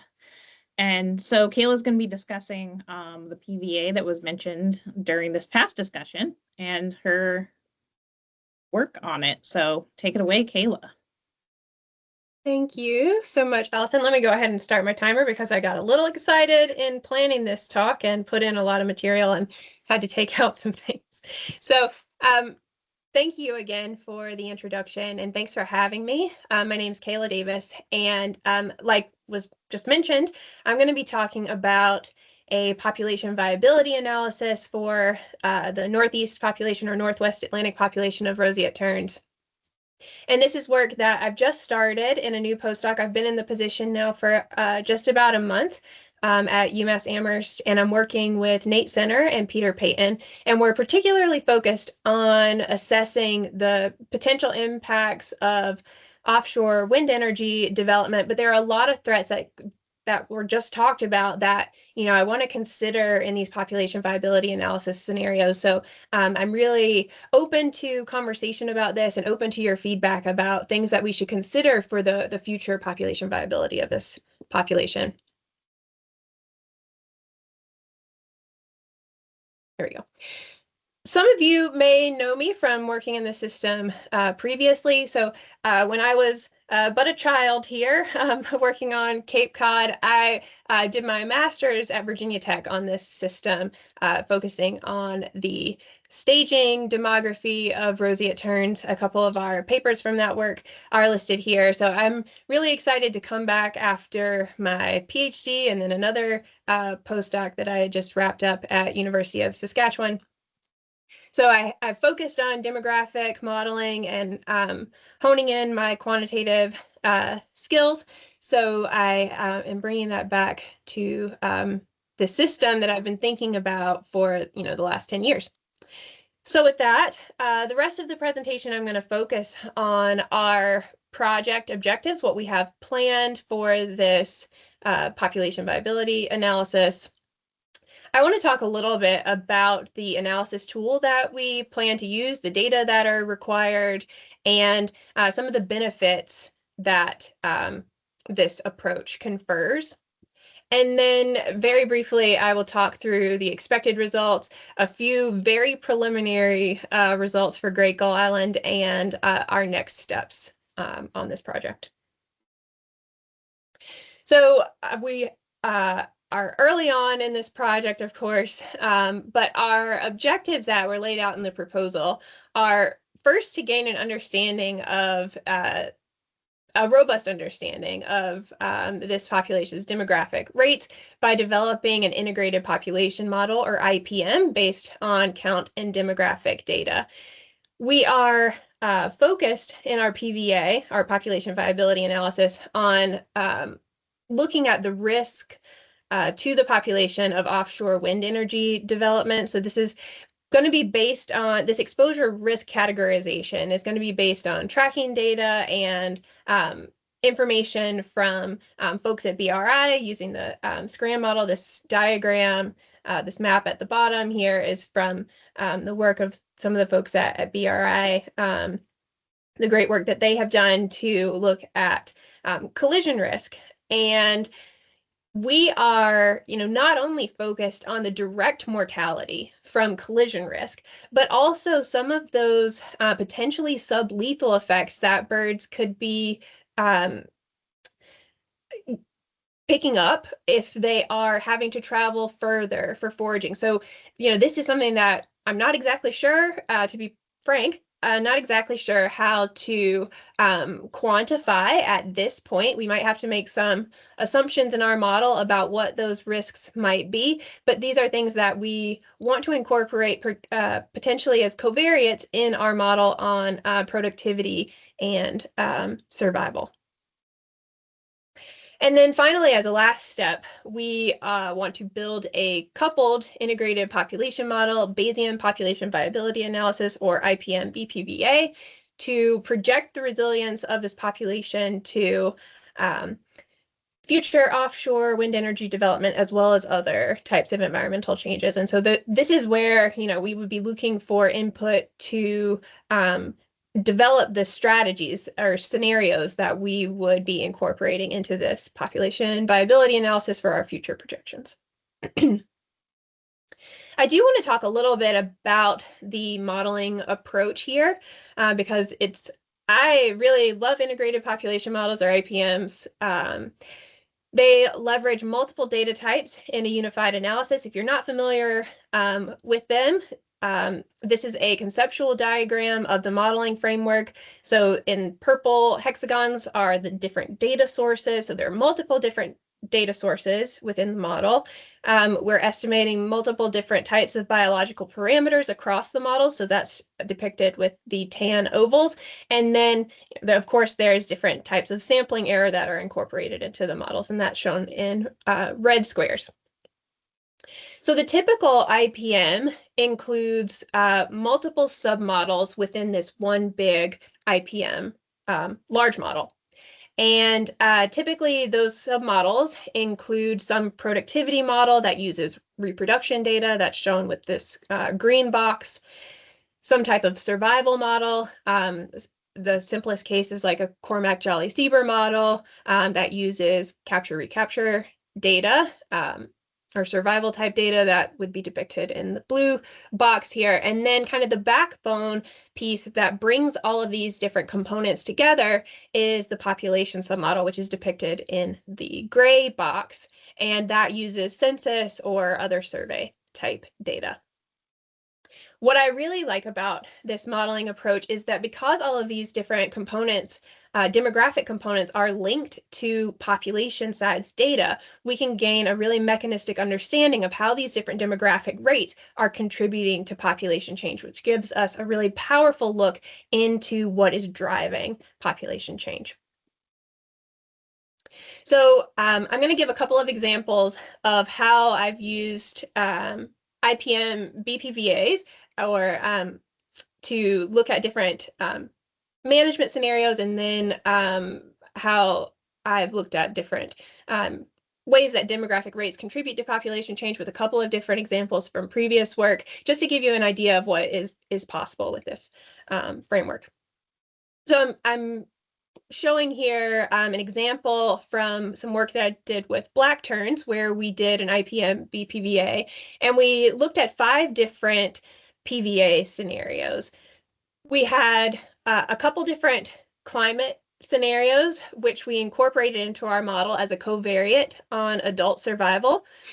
And then we assessed 5 different management scenarios that we developed based on expert feedback on what would be possible to achieve if management were to target particular life stages or different demographic rates. So we looked at things like changing fecundity, juvenile survival, and adult survival, combining approaches or interventions to increase all of these different rates, and then a no management scenario. And in this analysis, we projected the population size 10 years into the future, and we evaluated local quasi-extinction probability at this study site colony, and that was defined as fewer than 6 breeding pairs at this site. And that was something that was a particularly interesting metric to the managers in this project. The results for this are the quasi-extinction probabilities for each of these different scenarios. Quasi-extinction probability is plotted on the y-axis, and the year of the projection is plotted on the x-axis. And what this shows, each line is a different management scenario, and we can see which of the management scenarios yield the best outcome in terms of lowest quasi-extinction probability. And in this case, those scenarios that increased adult survival, the blue and purple lines, were our best case scenarios for persistence of this population. So this population is the St. Clair Flats colony. It's a really important colony in the Great Lakes region. It's the largest colony and really important for local persistence of this species in the area. The map here also shows in black triangles the historical colony sites for this species in the area, many of which are no longer active. So this quasi-extinction probability was something that managers were particularly interested in. And I think based on the discussion and this figure, the discussion that we've been having, this is a really relevant metric to assess for roseate terns as well. So this figure shows a very similar story for roseate terns, as was the case for black terns. So the open circles here depict extirpated colonies, or ones that are no longer active, and then the filled circles indicate, the active colony sites, and there are, relatively few compared to what there were. And I think this quasi-extinction probability is something that would be of interest to evaluate. And then, the other exciting thing that I think is really cool about this approach is looking at the different demographic contributions to population change and really quantifying that. We did this for different subpopulations of lesser snow geese, which exist in a metapopulation similar to roseate terns. And this figure shows different demographic rates on this y-axis and their relative contributions to each of the different subpopulations, which are these different panels. And what we can glean from this is that the early life stages contribute more to change in population size than other rates. And this is important to take away for management, because if you are targeting adult survival, for example, well, most likely you're not going to get as much bang for your buck as you would for increasing or decreasing productivity or juvenile survival. So this can point us in some hopefully good directions for informing management activity.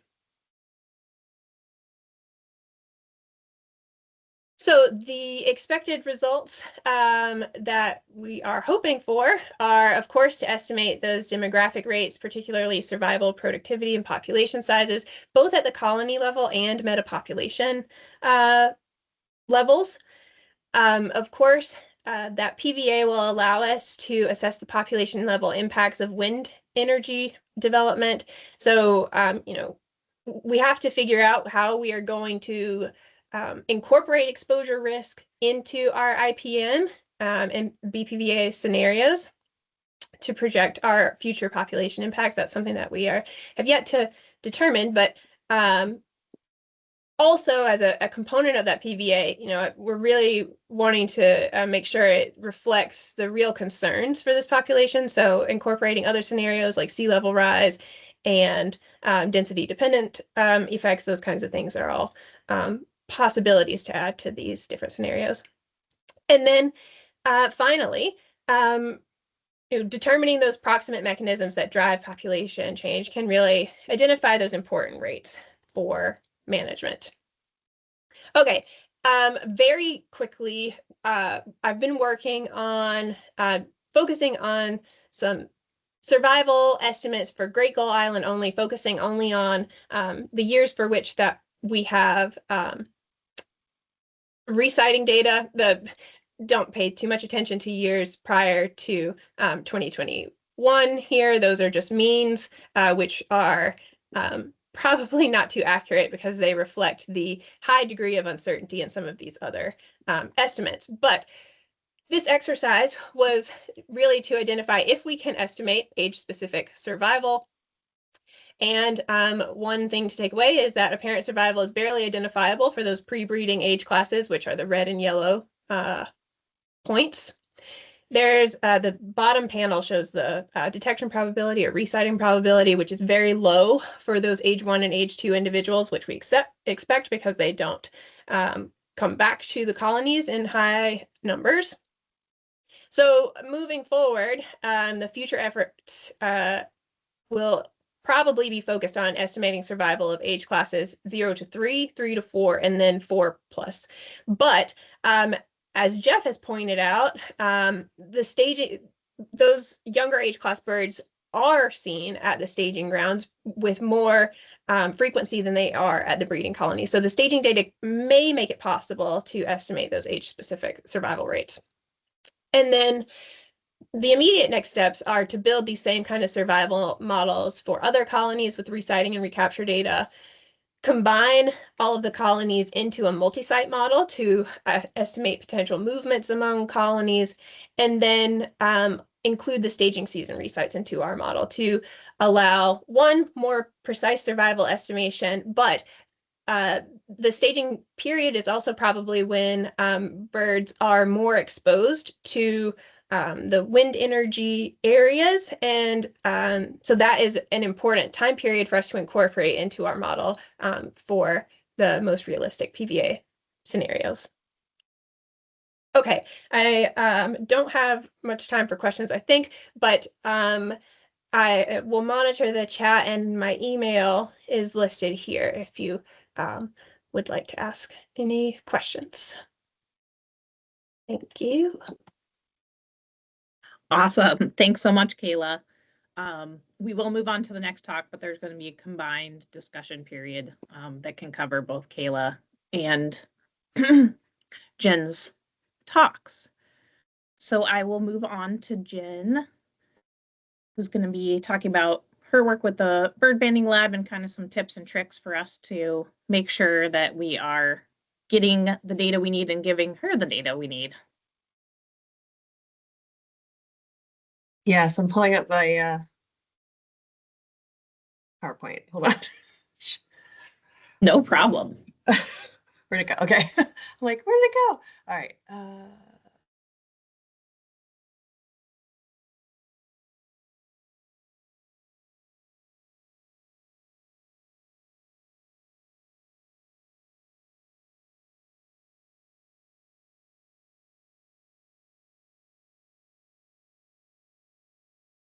Okay.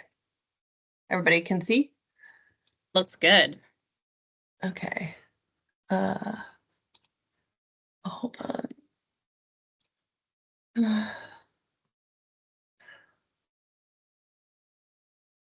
Okay.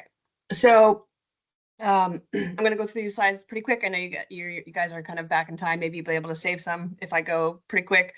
And I wanted to save most of the time for questions because I think that's where you're going to want, that's what you guys are going to want. So, and the questions could be on anything, not the topic I'm talking about today, but, you know, I just want to put a face to the BBL and, you know, have you guys see that we're approachable and we can help you with a lot of different things. So,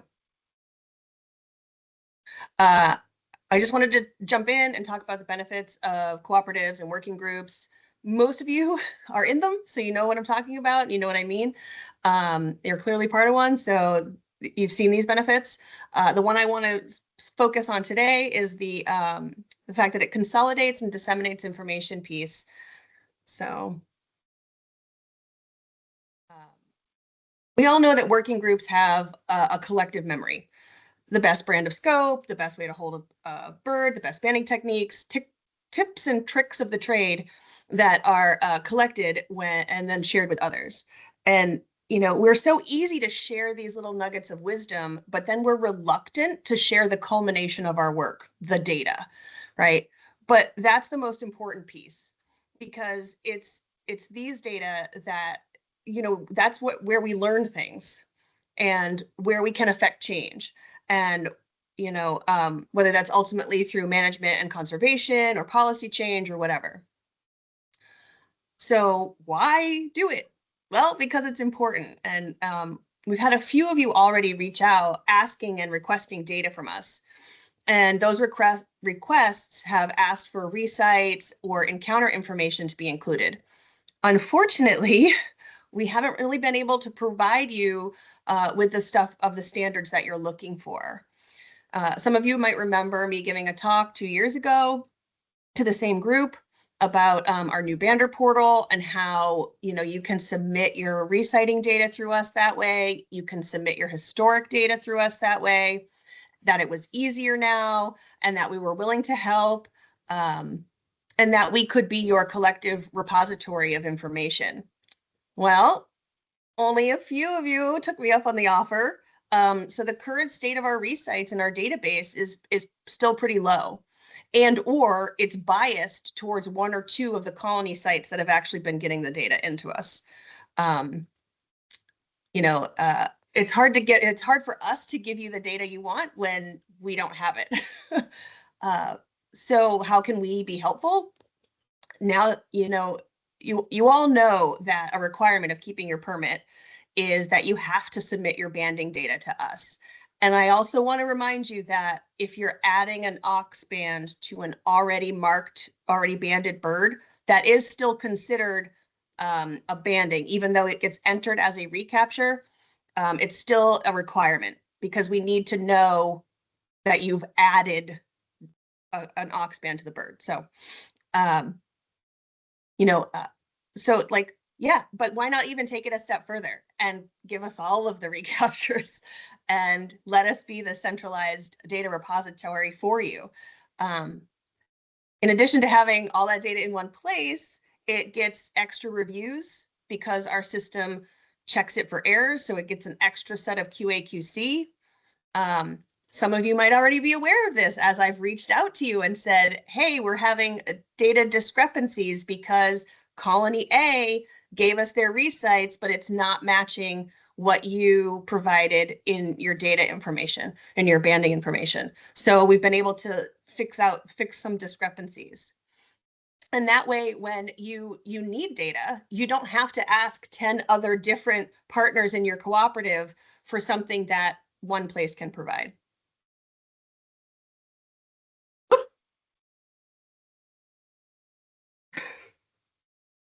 Okay. So let's talk about those data releases. I think that sometimes one of the reasons people are reluctant to share their data with us is that they may not be getting credit for the effort, for the amount of work that they've put in acquiring that data in the first place. When you receive data from us, it is always accompanied by our data release policy, which can be found on the website provided there. And in this policy, we talk about the fact that we are open data. Yes, the BBL is a government agency, and because of that, we are required to have our records available. But we don't just do it because it's required. We do it in the hopes of maximizing on the collective effort of everybody. So, you know, it's important that all the data be available so that that collective effort can be utilized.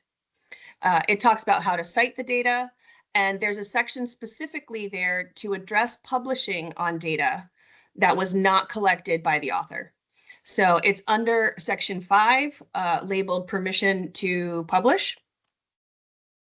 I've pulled a snapshot of it here, and I promise I'm not going to read it to you, but it does say clearly that you should get permission. It's you know, the ethics of science. You should get permission from the original collectors of the data that you plan to publish. It does give some specifics on when to do that. Generally, it's about 5% of the records are from another bander's effort. That's the sort of bar we set.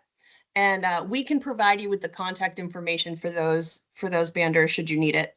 I'll let you read this on your own time. So that brings up the question of how do you get us the data? Yes, we want your data. We have the ability to house it now. Yes, we want all of it. And bandings, yes, because those are required, but we do also want your recaptures and your encounters. And I'm going to explain sort of the lingo I'm using when I say that. Our database separates reports into 2 types. And we use the term encounter for reports that come in through like reportban.gov that generally come from the public. Now, I know a lot of you have used reportban.gov to report some of your resightings so that you can get the banding data pretty quickly. But that encounter is what we consider from the public. And they don't have things like age or sex. There's a lot of data that's not included in an encounter that we would expect banders to know. So it's more of a pared down record because we don't expect the public to know those things. And we use the term recaptures for reports submitted by banders through the bander portal. And those reports don't necessarily have to be an recapture. It could be a recite, it could be a dead recovery, it can be actual recaptures. And those reports would have the other information we would expect banders to know. So we need to know specifically if a bird has a ox marker, because if it is reported by the general public, we need to be able to pair it with the correct individual. So make sure you get those ox marker changes in there. And yes, we want your historical data. It doesn't matter how old it is. You can still submit it through the bander portal as you would your current data. I think this is an important part of having a complete, well-rounded, long-term data set. And we all know the benefits of long-term data sets. We're more than happy to help you through this process. There are training videos on the portal that can help you navigate through the features and take you step by step through the process of submitting data. You can email us questions if you have any. There's also a way to set a time with us to have a one-on-one a Teams meeting where we can walk you through processes.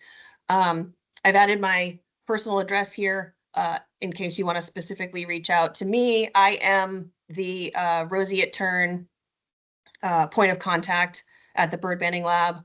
I'm the one who deals with most of the Roseate Tern data. So you're feel free to reach out to me if you have any questions. I'm not scary, I promise. I am helpful. Some of you can attest to that because some of you have already reached out, and I did help you guys get your data in. So please do so. The process of loading resite information, it helps you clean, like it shows you how to clean up the errors. So please reach out. And one last thing before I open it up for questions. It really is important to submit your data to us, and it's important for us to have those data because we need to be able to pair incoming reports. We've worked on similar projects like this, being the centralized database. I've done it in the past with Albatross. That took 10 years to work our way through, but we did it. And we're also in the process of doing that with the oyster catcher working group. We're working on, I don't know how many of you are aware, they also have a centralized database with, God, I can't remember the name right now, but anyway, and we're working to get those two databases matching and paired, and for an easy way to get data in through one source and going to both locations. So this is not something we're new at. We've done this a lot. So please get us your data, and be aware that there are data sharing policies that we have available. So that's it for me. That's it on data sharing. But I'm here for all the other questions. Should you have any? Try to be fast. Perfect. No, thanks so much, Jen. We have about 15 minutes for questions. We can go till about 12:50. Obviously, if some people need to drop out that this is less relevant to, but please ask away. It looks like Chris has a question already. Hey, thanks for presenting. I just have a plug for maybe a need. Under the recaptures right now, I believe you can't just have an aux band for your recaps, right? Yes. That is kind of a sticking point for me because we read aux bands. And oftentimes I can look it up. We have a table right now, but it's like kind of us doing the work behind the scenes. So it would be really, really helpful to have a way to enter our recaps with just an aux band. So right now I'm that person.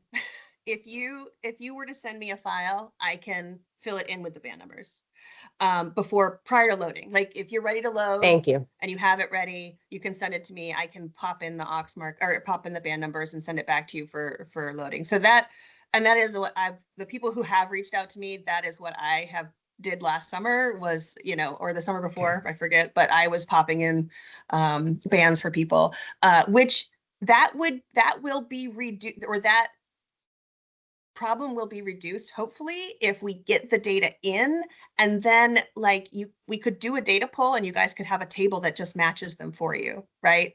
But we don't have, but part of the problem is that we don't have all of that data yet. We don't have all of the aux markers yet because some of them were put on birds that were already banded, and that data just didn't get submitted. So and then it's me emailing people saying, did you put this band out? Who does it belong to? Who did it pair with?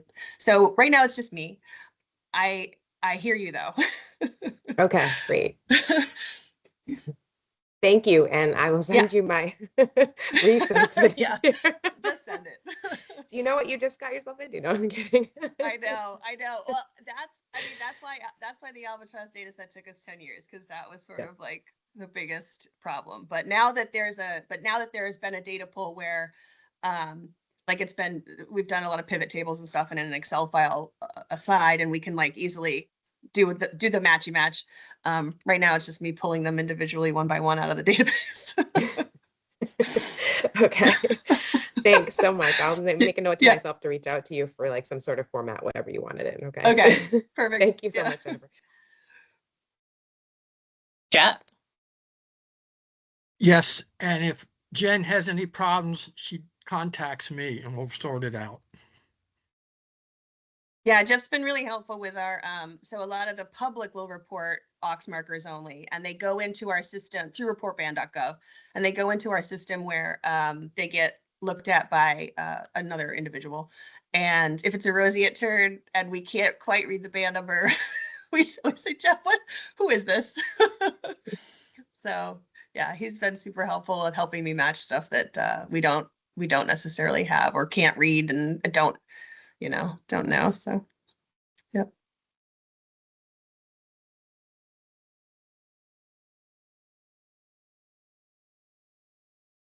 Any other I'm here, questions for guys. Jen and or Kayla? I saw there was some various chat discussion. So if anyone wants to bring that to the main group.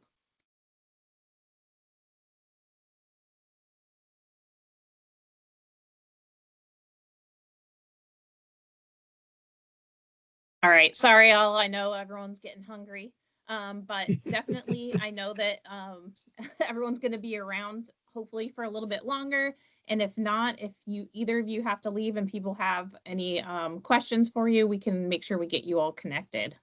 So thank you everyone for your time, and thank you for these awesome presentations. This is so helpful for all of us to think more critically about, what we're doing out there. I know we're all thinking about a lot of things, but there's so much more to think about. So thank you, and we will head off to lunch. And if everyone can plan on being back promptly at 1:30, we will start our next session, which is our tracking study 2 presentations that are really focused on terns and roseate terns in particular. So see you all in about 50 minutes.